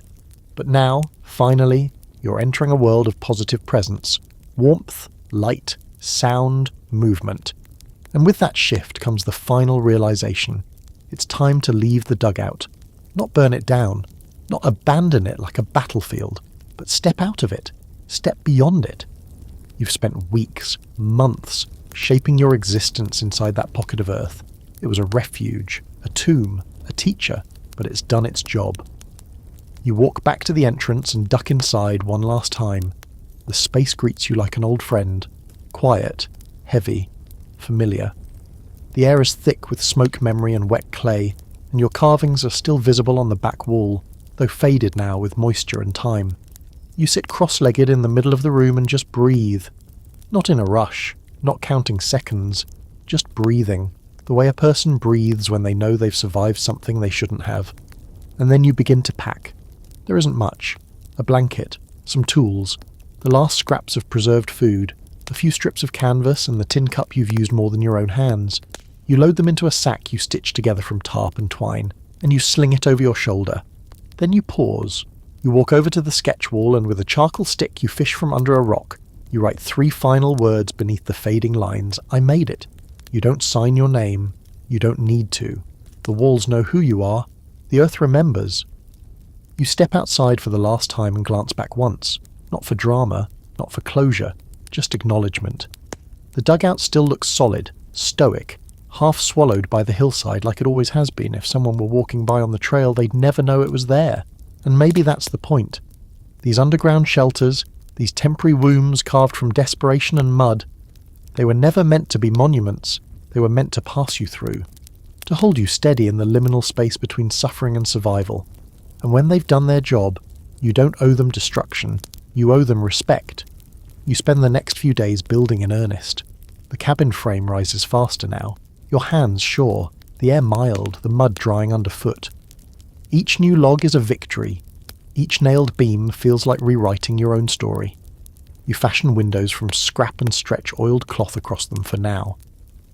The roof is just a slope of overlapping boards and sod. Ugly, but effective. A real door, crafted from salvaged planks and reinforced with wire, swings on makeshift hinges. When it clicks shut for the first time, the sound echoes like a gunshot across your piece of the prairie. You sleep in the cabin that night. It's not finished, not even close. The roof leaks. The walls breathe cold, but still, you sleep with the stars directly above your bed now, not filtered through a chimney shaft. You hear frogs croaking, coyotes in the distance, and the wind, still a threat but now a familiar one, brushes past your walls instead of breathing down your neck. There's a moment just before sleep when your hand drifts across the smooth edge of the timber you laid earlier that day. You feel the grain, the warmth, the small splinters your skin has come to recognize like braille. And you think about that first day, deep in the storm, when you dug into the earth with shaking hands, convinced you wouldn't survive. But you did. And not just because of luck or grit or the handful of jerky you rationed like gold. You survived because you built, because you listened to the land, adapted, dug down when the world screamed go home, because you learned that the ground can be more than a grave. It can be shelter sanctuary, strategy. And in doing so, you joined a lineage that stretches back centuries, settlers, tribes, outcasts, wanderers, who all turned to the earth and said, "Protect me." And it did. At least long enough to help them move on. The next morning, you walk to the top of the nearest ridge and look out. The horizon is endless. Rolling hills, creeks, distant smoke trails that mean neighbours. Somewhere you're not alone. Not anymore. The dugout is behind you now. Literally, figuratively, spiritually. But if you ever need it, if the world collapses again, if the weather turns dark, if you find yourself once more without shelter or certainty, you know exactly where it is. Waiting in the earth, steady, cold, patient. Like all good things that saved your life once and will again, if asked kindly. You don't go back to the dugout for weeks. The cabin consumes your every waking moment. Patching, sealing, drying, adjusting. You spend your days in motion, and your nights half awake, startled by the creaks and groans of a structure still settling into itself. It's strange how loud a real house can be after months of sleeping underground. You have to remind yourself that creaking walls aren't signs of collapse. They're just wood remembering how to breathe. Spring deepens. The birds don't stop singing now. The grass thickens, blankets the hills in green, and flowers you never planted bloom beside your newly cut path to the creek. You even spot a deer at dawn, nosing around the edge of your plot, pausing to stare at you like it's surprised you made it. You're surprised too some days. The body mends quickly, scrapes, scabs, cracked fingernails, all fading with each warmer morning. The mind takes longer. You catch yourself crouching now and then, shoulders tense, waiting for some invisible threat. Sometimes you wake thinking you're still inside the dugout, fumbling for the soot-dark chimney or bracing for the drip of meltwater. But those moments pass. You open your eyes. Sunlight pours in from real windows. Not perfect light, not safe light, but honest, and it's enough. One afternoon, after clearing the last of your firewood from the overhang, you decide to visit. Not out of nostalgia exactly. More like curiosity, like checking in on a past version of yourself. The entrance is nearly hidden now. Grass has begun to grow up over the slope. The tarp is gone, blown off or buried, and the tunnel has partially caved in. You crouch low, brush dirt aside and peer inside. It's musty, dark, and cool. The air still carries that memory of smoke and sweat and clay. You don't go all the way in. Just sit at the entrance and look. The sketch wall's mostly faded. Your final message, "I made it," is just barely visible. Ghost letters pressed into the mud. You don't touch it. You let it be. You think of all the other shelters like this dotted across the country, buried and forgotten. Some still intact. Others long collapsed. The ones no one will ever find, and the ones some archaeologist 100 years from now might stumble into, scratching their head at how anyone lived like this. And you kind of hope they do. Not for recognition, not for credit. But just so someone else might understand that this place, this method, this way of survival, was real, was smart, was part of what got people through. You stand, brush off your knees and walk back to the cabin slowly. The sun's low, bleeding amber across the prairie.